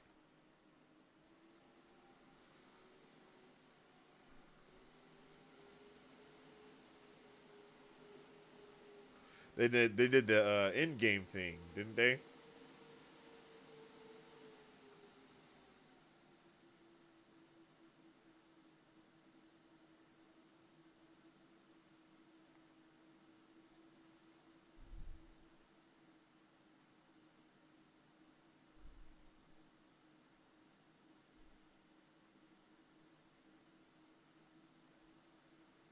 Parents still don't know? Okay. This movie comes out one day after the economy is supposed to crash? God damn, that's crazy. Priorities, baby, priorities. Man. Yo, it's insane. I didn't know that they took the part 1 off of Across the Spider-Verse, though. If they did, so be it. But, you know what I mean? Like I said, they gave it the in-game feel. Because I think Fast X was a part 1 also, actually, now that I'm thinking about it. There's a lot of part 1 stuff that we got. But they change it. They change it up. They'd be like, nah, this isn't a part one. This is its own movie, kind of. Like, what? Did you not know that before? All right. Next up, Daredevil Born Again.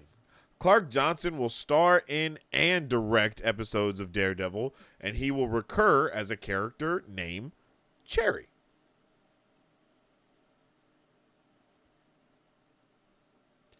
Now, I don't know who this Cherry person is, but I hope it's dope. I hope this is dope, honestly. Like his character, at least. I know the show is going to be dope. I mean, I'm hoping it's going to be dope because we've heard a lot of things coming out of Marvel lately, and I just hope that they really land. They stick the landing with this. They need to super bad. Like they really need to stick this landing, and if they don't, it'll be really interesting to see like what they do afterwards. You know, like what will they do after this? I know they're banking a lot on Daredevil, so I really do think that this is going to be an incredible show. I don't have low expectations for this, of course. I have very high expectations. They already know that they're going to have a shit ton of people coming in from the Netflix show, the same way that they're going to have a shit ton of people coming in for Daredevil and Wolverine and stuff. Like, people are going to want to see them actually land, like, stick the landing and do these shows and do these characters right and do them justice, right? So, in my opinion, right, I think this is going to be a top-notch show. One, I think this is going to be top-notch. Two, I think this is going to be probably one of the best Disney Plus shows that we get outside of like Secret Invasion, only because I think with Daredevil Born Again, they're really going to try and capitalize on that TV MA rating, because they said they're not going to be toning it down as much. Like, it's still going to be the same type of dark, the dark broody vibe, but not as, I don't want to say melodramatic. I don't know why that was the word that came to mind, but not as broody at the same time. You know what I mean? They still want to have it be Daredevil, but they want to have him, like, of course, in the suit, be more comic accurate with the agility and things along the lines of that. So I think this is actually a major dub. I don't know who the hell Clark Johnson is, actually. So let me not say it's a major dub, because I'm strictly talking about the show. So let me see who Clark Jackson. I don't know who Clark Duncan is, but Clark Johnson is. Oh, he's done stuff on The Wire? No shot. If he's done stuff for The Wire, then I am fully invested. Clark Johnson is an American and Canadian actor and director. Okay, what has he directed? Director.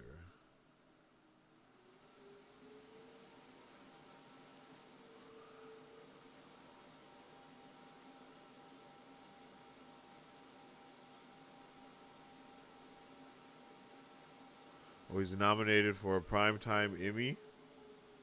Okay. He's 74 director edit. Jesus.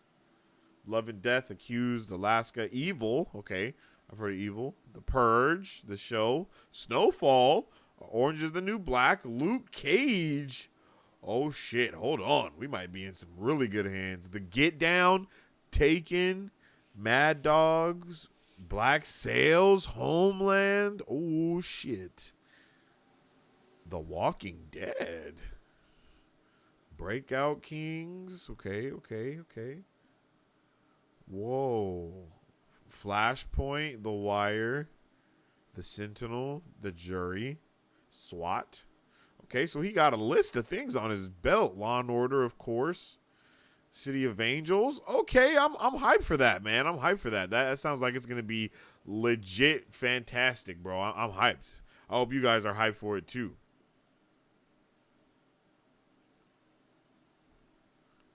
Across the Spider-Verse is Empire Strikes Back? Oh, okay. I dig that. Hello. Yo, what is up with it, Enviro? Hello there. I hope you're having a marvelous Monday, bro. How are you? I'm doing good. Thank you for asking. We're just chilling and talking about our stuff that's going on. It's been a good day today so far. And yeah, yo, we're vibing. Spider-Man 4 and Daredevil Born Again need to be good. Oh yeah, Spider-Man 4 has to be incredible. And Daredevil Born Again definitely needs to be good. I'm okay with it. I'm okay with Daredevil. I think Daredevil Born Again is going to be really good. I don't know what's going on with Spider-Man 4, but we do know that Spider-Man and Daredevil are supposed to be like the new gatekeepers, supposedly, or whatever. I don't know. Fantastic Four is what excites me the most, actually more than Deadpool and Spider-Man. Yeah, I'm pretty hyped for Fantastic Four, but at the same time, I don't know. I'm a little nervous with those. I'm just hyped for the multiverse saga. That's really what I'm really excited about the most, is everything that's going on with the multiverse saga and what they're going to be doing in the future. That's where all the hype is, for real.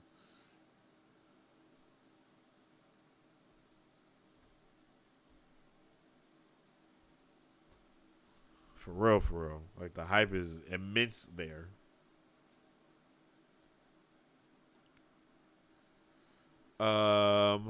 But yeah, yo, I'm hyped for Daredevil Born Again. I hope you guys are too. Coming up next, this isn't a big thing. We kind of already knew this, but I kind of just wanted to talk about it and shed some light on it. And that is that the live-action Powerpuff Girls series is no longer being redeveloped at the CW. So they just were like, you know what? We're just going to scrap the entire thing, put it all in the garbage can, and we're not even going to start over again. We're just going to leave that alone. And thank God. I think that's the best thing to say here is great. That's fantastic. Like, I don't think they could have made a better decision with this. This needed to be gutted, thrown away, and never to see light, because everything we heard about this show was going to be tremendously terrible, and everything that we saw from this as well was also horrible. So I am very, very, very happy that they have just kind of scrapped this entire thing.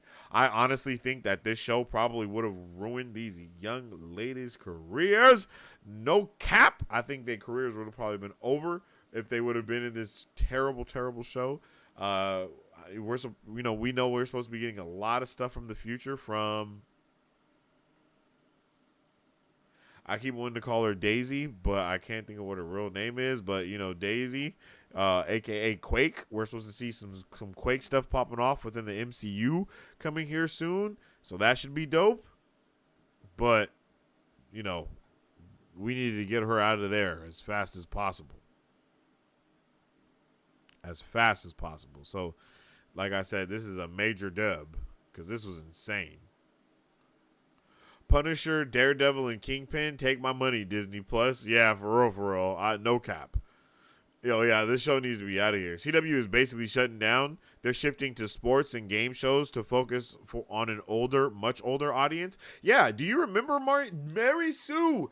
Do you remember when we looked at the ratings or the viewership for like The Flash or something, and it was like for people for like 50 and up, it was like that was the biggest audience that was watching it? Was it The Flash, or was it? It was one of those superhero shows on the CW. It was like the audience that was watching it was like 50 and up. And we were like, what the heck is going on here? So it makes sense that they're shifting to an older audience and I think if they put the Powerpuff Girls on HBO Max and didn't make it what it was going to be before, I think it would actually be a W. I think they would actually have a really good show on their hands. I think they would have something that a lot of people would probably love to tune into. But, what they were going to do was just going to be atrocious. Like, I'm pretty sure one of them was going to end up being a porn star. If I'm not mistaken, Professor X was like basically exploiting them for money. It just got dark. Like, everything just went. It took a left when they should have took a right. It took a major left. I understand what they were going for. I understand what they were trying to do, but not with the Powerpuff Girls, my G. Not with the Powerpuff Girls. That's crazy. That's crazy. But, good to see that being, straight up just canceled and fizzled out into the distance, because that's what needs to happen. Speaking of Fantastic Four, from my guy Enviro, I don't know if you're still around or not, but Emma Stone was reportedly approached to star as Sue Storm in Fantastic Four, but negotiations are said to have fell through due to pay. So Disney wasn't trying to give up that Emma Stone check. But it makes sense because if you guys remember, Emma Stone actually jumped in on the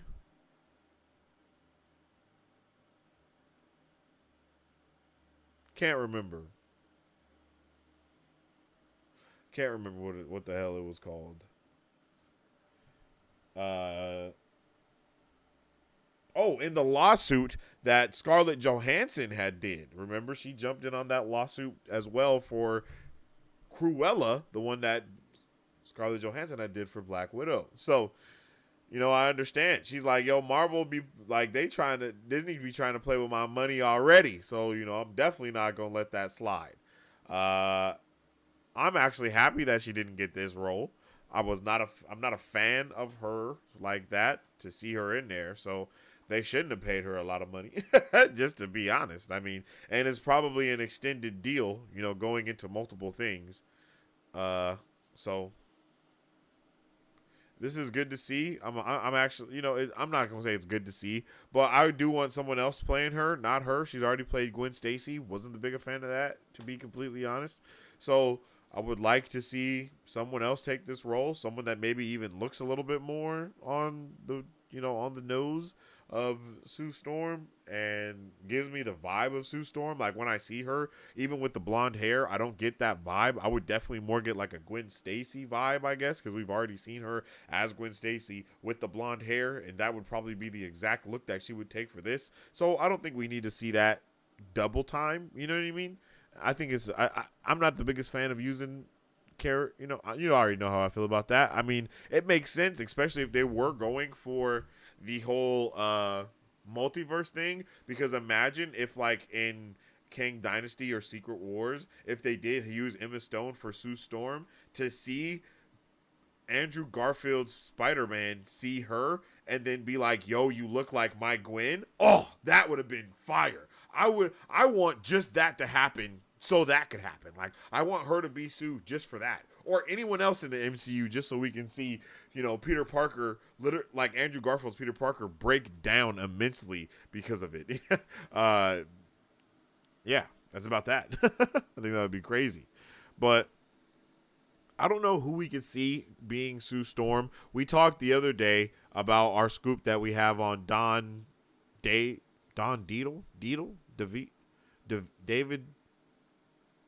Deedle. Jesus, I don't know what bro's name is, but him being the Thing, hilarious because it broke like on the internet like a day or two later. You know what I'm saying? But we had already talked about it. So David or something like that. I'm sorry, I can't remember what his name is right now. But we talked about him being the Thing.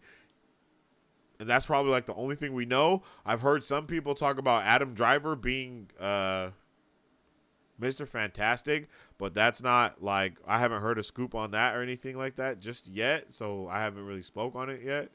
But once we find it out, we'll be here to talk about it. You already know. And to stay in the realm of Marvel for a little while, we were just talking about this, and this is crazy, but Avengers the Kang Dynasty, Jeff Loveness is actually no longer going to write it. I'm not sure if this is in the midst of the WGA stuff that is going on, or if this is due to the lack of for Jeff Loveness and the projects that he has done recently or whatever. I'm not sure what this is due to or what this is into response to either. It may be the whole WGA the writer's strike. I believe that's still going on. And, it's very possible, but we're not sure. We don't know. So I think that this movie is going to be fantastic, and I think they're doing everything that they could to make this amazing, and that is why they have basically just been doing everything they could at every point all around the board to make sure they have kind of I would think the best directors for what they're trying to establish going forward, we see are the best writers, or at least the best people working on these projects that can be. We saw writers shift for multiple projects recently, and it may be for good reasons, it may be bad, it may be on writers' terms, it may be on Marvel's terms. We're really not sure, but all we can do is just kind of just I mean, the movie's not coming out for another couple of years, so we got ample time to go through a couple directors and writers and kind of try to find a good fit. We're still casting a lot of characters that are no doubt going to be in this movie as well. We still have the majors issue going on, so we're at the time, we're at a point right now to where it's not like Marvel is right now kind of doing, I don't want to say damage control, but they're definitely getting their feet back together. They had just finished doing like a full blown obstacle course with the Infinity Saga, and then they were about to start doing another one, and they did. I think they actually got a good start to the multiverse saga, and I think they just want to keep that energy going, Terrible statistics. Something in their methodology was flawed. I think they must have been looking at live network views, which skew older. The Flash audience is definitely not 50 plus. Yeah, that was insane when we saw that. It was like, what the heck? The Flash audience? What are you talking about? 50-year-old people? Like, bro, we are not 50, and we're all watching this. That was insane. What if the Powerpuff Girls pilot did come out and got good ratings? Not even Doctor Strange could find a universe where that happens. Facts. Almost certainly a WGA power play. We haven't talked about it enough, but everything is in jeopardy until the strike is resolved. Yeah, we definitely haven't talked about the WGA thing, just because like every day there was a whole bunch of stuff coming out about Writers Guild of America. So I just wanted I wanted all that information to come out so I could like really figure out what the hell was going on, and then be able to talk about it from a point of actually knowing what I'm talking about and not just kind of speaking on it, but we're definitely going to get into that WGA probably next week, if I'm not mistaken, probably next Monday. But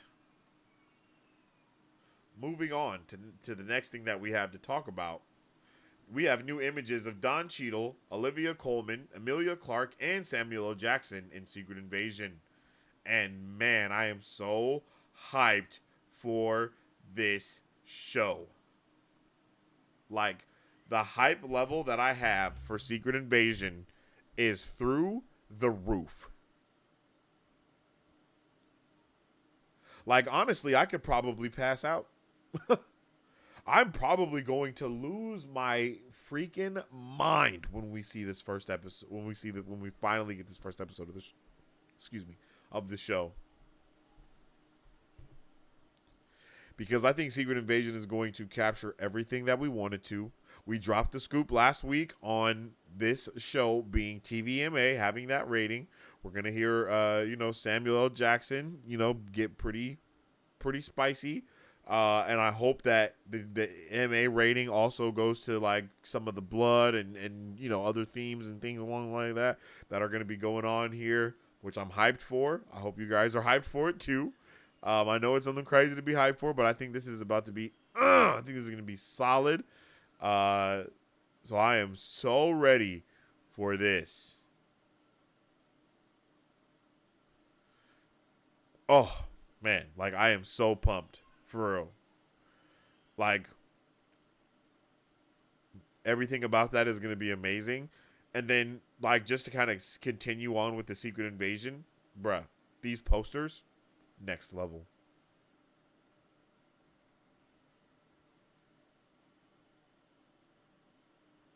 Like, bro, who do you trust?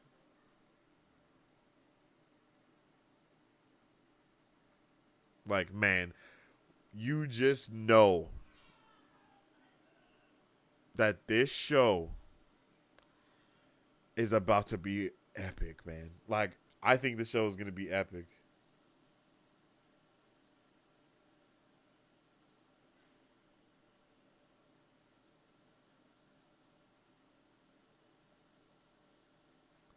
And along with this, if I'm not mistaken, the writer of Secret Invasion said that Secret Invasion is going to be similar to Winter Soldier, just a little bit darker, if I'm not mistaken. If I believe I'm getting that right.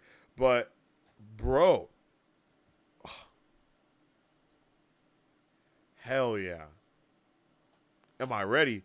I am too ready.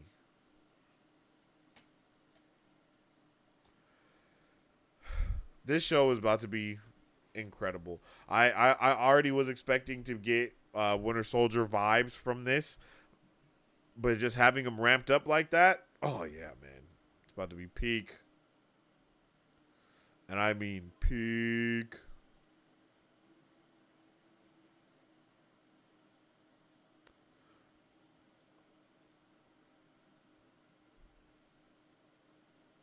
Yeah, Jonathan Schwartz. He said that Secret Invasion is inspired by the Winter Soldier, but takes that a step further.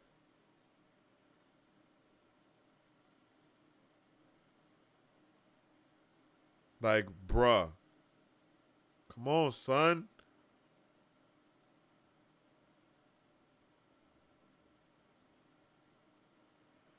Fantastic. And then our little last bit of pop culture news, yo, which is kind of funny. I actually forgot all about this, but HBO Max is turning into Max tomorrow. So say goodbye to the HBO. It will only be Max from here on out.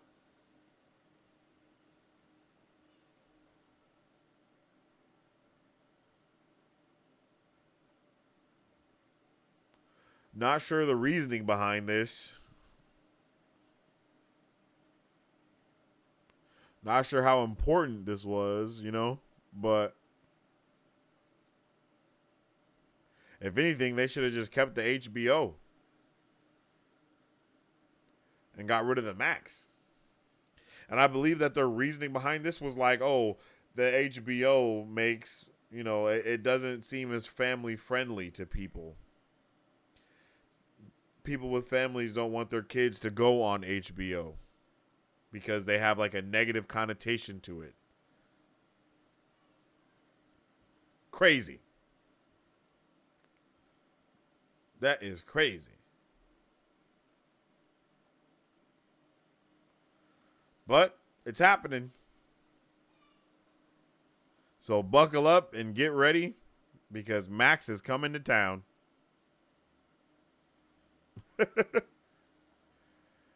It sounds insane, but that's what's happening. Max is coming to town.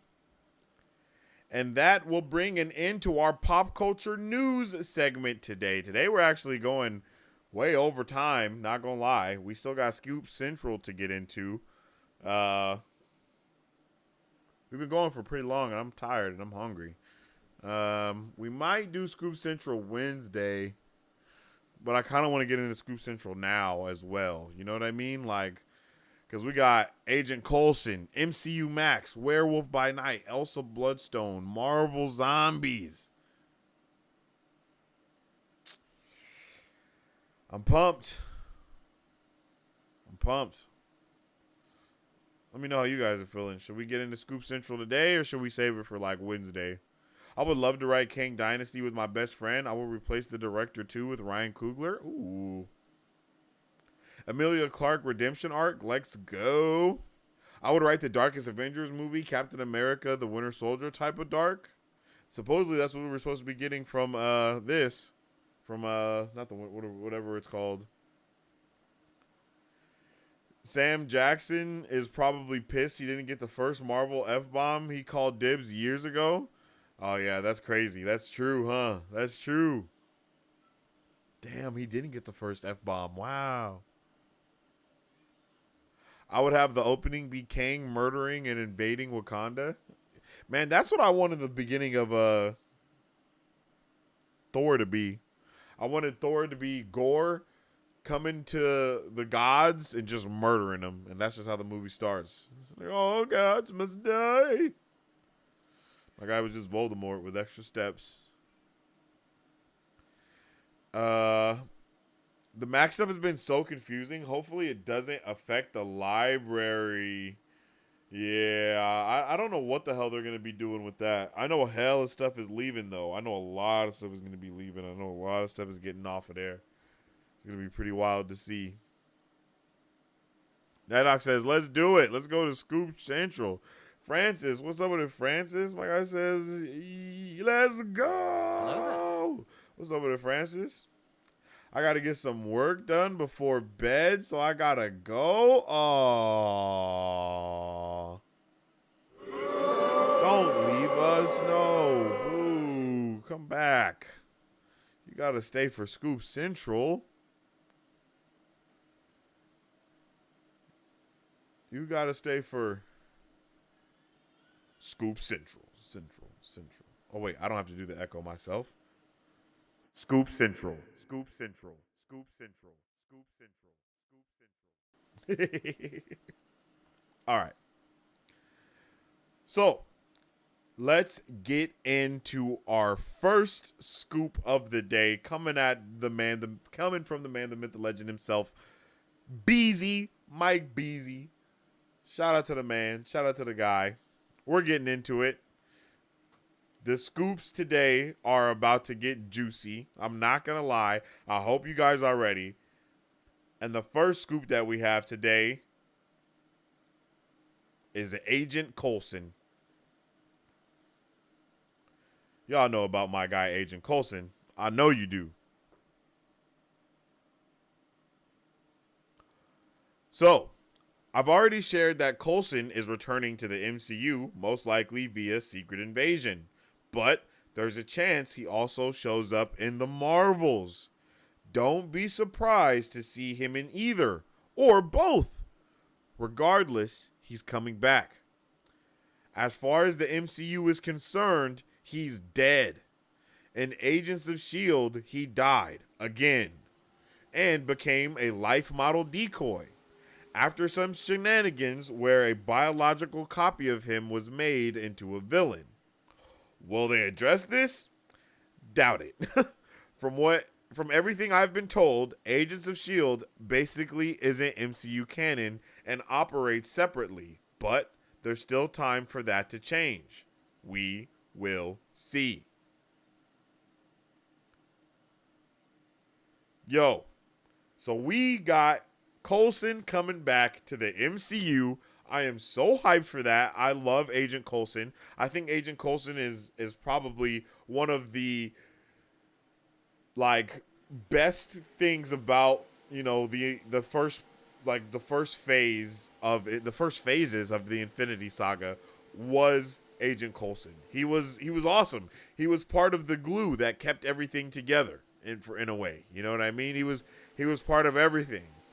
And knowing about that life model decoy and whatnot that we got in Agents of S.H.I.E.L.D., I loved him in the show Agents of S.H.I.E.L.D. I thought he was I just think he was great in Agents of S.H.I.E.L.D. And of course it sucks that this isn't fully canon, but it does make sense because of the things that occur in there, because that's a lot that occurs within the show. A lot. Like they just talked about the whole life model decoy thing and dying twice and all of the shenanigans that were going on within that show, because there was a multitude of shenanigans, just like my guy Mike Beasley saying. There was a whole bunch of shenanigans in that show, y'all. And I'm hyped, yo. We've already talked about Coulson coming back in Secret Invasion via, of course, scrolls and things like that. Like, it makes sense for that to happen. And we talked about Quake coming back for possibly the Marvels and Secret Wars, I believe. So this is dope, bro. I'm super here for this. I'm super here for all things Coulson, all things life model decoy, all of those things. Just like for real. Like, it sounds amazing. It sounds like exactly what I need, and I'm here for it, and I hope you guys are here for it too. And to move on to the next thing on the docket, crazy that we were just talking about HBO Max, when we might be getting An MCU Max? Yo, this sounds awesome. We have discussed this before, but we just finally have a tentative title for it. MCU Max is the R-rated production line being created for the MCU. This is where all of the mature content will fit. Deadpool 3 will be the litmus test here. If all goes well, they will continue and place those projects under the MCU Max banner. Blade will be under this banner as well, along with a couple more projects that we will get to in just a second. Bro, the time is now. We are here. The MCU Max is going to be coming to us, man. I am so hyped for this. We have been talking about where would this R-rated projects go? How would this R-rated content fit into what Disney Plus in the MCU are already trying to do? We see that Disney Plus has implemented the parental guidelines and all these other things, so children are able to access all of this content that is available because it's behind this wall, this protection, the child block, if you will. So kids can't just be watching, Deadpool. Well, yeah, Deadpool, if that was on there. I don't know if that's on there, but Daredevil, some people may not want their 8-year-old to watch Daredevil and see, a dude get his head split open in a car door. So it makes a lot of sense to have this MCU Max banner where they're able to hold all of these other shows and all these other movies under that banner, under that mantle, and allow things to flourish there by themselves and not have to worry immensely about how people will feel about the MCU creating this R-rated content or Disney creating this R-rated content. It's because it's under this banner that allows for this different production. So once you see it, when you watch it, you know that this isn't the MCU. This is MCU Max, baby. It's spicy over here. Things are about to get pumped up. There might be some sex scenes. There might be some people getting their brains blown out of their head and onto a wall, and you can see it because it's R-rated. This is the R-rated production company, baby. And I think this is a genius idea, long overdue. Sign me all the way the up. Yes. And I believe that they already had a line called Marvel Max where they did something similar to this, if I'm not mistaken.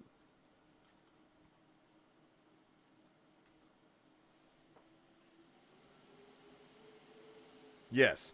Yeah, Max. That's what it was called. Marvel Max was an imprint of Marvel Comics that was specializing in comic book media aimed at adult-only readers. It was launched in 2001 after Marvel broke the Comics Code Authority and established its own rating system. The Max Comics imprint is not Marvel's first effort in featuring explicit content in their titles. So they're basically taking the same thing that they did with their comic books and they're taking it and putting it into their movies now, which is basically what they've been doing from the start, which I freaking love, bro. I think these are genius ideas that they're taking and they're implementing into what we need to happen within the MCU, because the MCU is getting to the point now where there are younger audiences that are just now coming in, as well as us as older audiences that have aged with it and have seen it become something different, seen it become something more, and we now need it to age with us in a way, so we're not being left behind because of being stuck to these quote unquote child the children stuff, because it's all about selling toys with the children content, with all things that they do. They need to sell toys, they need to sell tickets to Disneyland and all these other things because of it. I think this is a really good move and a really, really smart move from Disney and Marvel alike. Francis says, I like everything about MCU Max except the name. Yeah, MCU Max is a pretty weak name, I'm not gonna lie. But like I said as well, it makes sense because their Max Comics was what they were doing before with Marvel when they had some of their more adult-themed things before. So just taking what they already know, what they already do, and making it into this, it makes sense, and it's in line with what they've already done in the past, and I like that. Weak name, yes, but it makes sense. So I like stuff that makes sense. I think having rated R content will help in retaining and attracting actors. Yes, very true. I think that was one of the biggest things with Mahershala Ali. You know what I mean? I think him coming into the fray is really what's pushing this the most, because he was like, no, this has to be R. Same thing with Deadpool and Ryan Reynolds. Like both of them were really pushing for that R rating, really pushing for all these other things to happen, for it to be great, not good, for it to be great, and for it to be better than what it could have been before, type of thing. And I think this is the best step for them to do that and bring forth more, not just R-rated content, of course, but more mature content, period, to the table, so that it can be saturated by a wider variety of audiences. At this point, the MCU can have it is its own universe, literally. So we can have some damn cowboy show come out and it be about a cowboy superhero. We can have a medieval knight show come out and it could be all about Black Knight and the history of that. You know what I mean? And it can be almost a Game of Thrones type of feeling. We're at such a different level with the MCU now that we need to be able to get every type of content possible handled in its own way. Also, in my mind, content shifting to MCU Max is equivalent to getting non-comic book audiences shift to reading graphic novels. The depth of the themes to explore can go beyond surface level. Ooh, okay. I agree with that, because when it comes to the comic description, you're able to expand past just having the standard like 23 pages, and you're able to get a little a lot deeper with the different things that are going on than the themes and shit like that, for sure. I agree. You can definitely get into some darker areas as well. Yeah, I think it's a W. I think it's a really good idea, and I definitely agree with the statement that you just made. So back into Scoop Central and the other titles that may be going under that MCU Max banner. The first one that shouldn't be a surprise outside of the ones that we already spoken about is Werewolf by Night. Werewolf by Night is definitely a MCU Max thing, so let's get the scoop on this. There is a follow-up project coming due to the success of this one-shot special. Werewolf by Night is getting a limited series, and it will run under the MCU Max line. R-rated material, and this will also be black and white once again. I think that's a very bold thing for them to do with Werewolf by Night, is making it black and white again. I wouldn't say bold, because it was dope the first time. I'm not sure if they went back and made it possible to watch in color, but I like when things give you the opportunity to do that, because one, I recently watched The Twilight Zone, and I thought it was incredible, both seasons, right? And after I watched it, I found out that you could go back and watch the season again. These are the new episodes with Jordan Peele as the main guy, right? And I realized that you could go back and watch those episodes in black and white, though, as well. Like, it wasn't just in color. It was also in black and white. And I loved that aspect. And I think that is a really dope aspect that they had, and I think that should be something that could have been implemented in this Werewolf by Night thing, even though I did love watching it in black and white, and they definitely did some dope things with it, and it fit the tone of what it was trying to accomplish tremendously. I just think it would be nice to have that option to like go back and watch it in color. I don't know if it is there, but I think it would be dope if it was. If it isn't, it would be dope if it was. Let me know how you guys actually felt about Werewolf by Night. I actually really loved that. We did do a watch party on that. It should be up here on the channel somewhere if you guys want to go and go back and jump in the watch party with us back in time, But another person's name that is on the list that's going to go into this MCU Max branding or title is ELSA Bloodstone.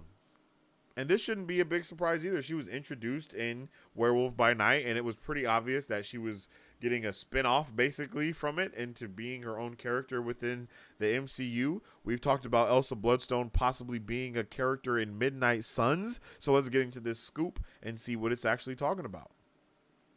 Another flex coming from Mike Beasy. I was right about her casting too. Hashtag Beasy told you so. ELSA Bloodstone will also get her own limited series that will explain some of the things we saw in the Werewolf by Night special. The history They hinted at her family history, mainly her father, and why they have the abilities they do. This too will be under the MCU Max line, but I'm not sure if it will also be in black and white. I think it's safe to say that this probably won't be in black and white, and that is why the show turned to color at the end when it was just focused on Elsa Bloodstone, to let us know the next time that we see her, it will be in color. And I think that is a really cool aspect that they might have just dropped in there as well. This MCU Max line so far is sounding amazing, and I am so hyped for it. Like, truthfully, I am so hyped for this MCU Max line. Excuse me, and we're gonna continue with it. I might have just dropped the ball on that a little bit, but we're gonna continue with this MCU Max line with something else that could fall. That's going to be falling under this banner, and that is Marvel Zombies. Excuse me if I spoiled that a little bit, but it is Marvel Zombies. And getting into this scoop, it will be live action Marvel Zombies. That's what's on the way. Mike Beasley has shared this with us before, but now we know that this too is part of the MCU Max line, and one of the zombies will be Quicksilver. Bro, that sounds incredible. Give me live action zombies. Give me live action zombie Quicksilver being fast as shit still as well. Like, I thought the zombies in What If were incredible. I thought it was really dope. I thought they did a good job with it. I thought it was also really fun. I thought it was a good time. I really appreciated it, truthfully. So I'm really excited to see Marvel Zombies getting some more love. We know that they're supposed to be getting their own animated show that's supposed to be, TVMA, but now we know that, this is going to be live action Marvel Zombies, and it's going to be in the MCU Max title. So these are all bangers that we are going to be getting back to back from MCU Max. And I think we're starting off really good with it being super darker as well. With Marvel Zombies, Elsa Bloodstone, Werewolf by Night, all being under that MCU Max banner. You know what I mean? I think that's really dope, man. Like, I think MCU Max could be a great thing, and it's like I said already, it's kind of surprising that we haven't had an MCU Max up until this point, but I think we are at that time where it makes sense that we do need to have one now. Like, the themes, the things that have been going on, where we're trying to go within the MCU, it deserves, some of these characters, they deserve better treatment as far as the whole, R-rated thing, and leave the characters like Captain America, leave those upfront characters as being the upfront brand worthy, not brand worthy, but the face of the brand characters, being, of course, Spider-Man, Captain America, all those guys, those are the faces of brands all the way, I think this is awesome. I think this is awesome, and I'm down for it. Everything seems in line with what we already know is going to be going on, especially with Midnight Suns on the rise. We know that the Midnight Suns roster is going to be insane. So we definitely need to get some spiciness before that. And I'm ready for it. And just thinking about, like Blade and how Blade is. Like, the first movies are so gory, so bloody, so over the, like, not over the top, but, they are what they are. And to make a new Blade and have it not be able to touch that at all would have been sad. So this is a W, because it's probably going to be, a W. And I'm hyped about everything. Like, I think it sounds good, and I'm ready for it. And I would love to hear how you guys feel about it in the comments. Not sure about Elsa Bloodstone having her own series. I'm worried the reaction will be the same as the way people are reacting to Echo being its own series. Rather have a Wanda movie show on Max? Yeah, I mean, that makes sense, but at the same time, they got to expand that universe, We got to get some more characters in here. We got to get some more stuff going on. Elsa Bloodstone is also supposed to be one of the members of Midnight Suns, along with Werewolf by Night. Blade, Black Knight, some of the other characters that we've already discussed. I believe the Punisher is on that roster as well. So, you know, giving her a little bit more backstory, giving her a little bit more, it makes sense. And we got a little bit of that backstory and whatnot from the movie Werewolf by Night, and I think it was good. I think she was handled differently in Werewolf by Night than Echo was in Hawkeye. I don't think they handled Echo the best in Hawkeye, and supposedly her show is supposed to even be darker, where we might see that needing to be on MCU Max in the future. You know, it's very possible. And I'm ready for all of that, bro. Like, it really sounds dope. It really sounds great. It sounds like we're in some pretty good. It sounds like we're in a good direction where we're going to be going for the future of the MCU, and I'm actually pretty pumped for it. To be completely honest, I'm actually really pumped.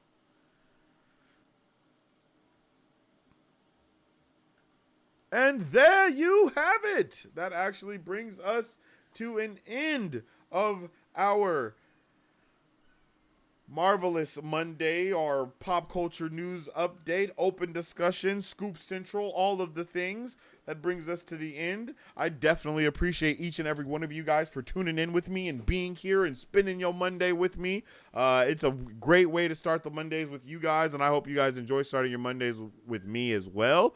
I'm definitely going to break this down. I did not get to it last week, and I super apologize. I already have that video, the Marvelous Monday video from last week broken down, so I'm gonna share that. I'm gonna put that out on the channels as well. But I'm going to take this and, of course, split it into our open discussion, our pop culture news, and then our Scoop Central, and put that out as well. So we're trying to get more content here on the channel, I promise you. And I also am looking to get into some, you know, I missed a couple of the shows that I wanted to watch, didn't get to start them from the beginning. Hopefully we can get into Citadel possibly, because I know that show is amazing. And then maybe we can, I know like I said with the Flash, that comes out the next day for me since I don't have cable, so I have to wait a day to watch it when it comes out on streaming. And we can do a watch party for that if you guys want to, as well as some other things. So yeah, it'll be a lot. But if you guys haven't already, make sure you follow us on social media at Marvel Bros to stay up to date with all the latest pop culture news that we post every single day. And you can also follow me on social media at Sensei Finito to stay up to date with all the particular things that I may be particularly partaking in at that particular time. As I always say, I appreciate each and every one of you, and I hope you guys have a marvelous rest of your Monday. And don't forget to stay awesome, stay nerdy, and of course, stay marvelous. Excelsior. If you guys would like to support Marvel Bros, all you gotta do is visit our website at www.marvelbros.com. Buy some merch. Represent the superfan. Or you can join our Patreon to get early access to content, patron-only scoops, giveaways, private Q&As, and those sacred watch parties. We appreciate you guys. We'll catch you on the next one. Excelsior. On today's pop culture news update. And on today's pop culture news update. On today's pop culture news update.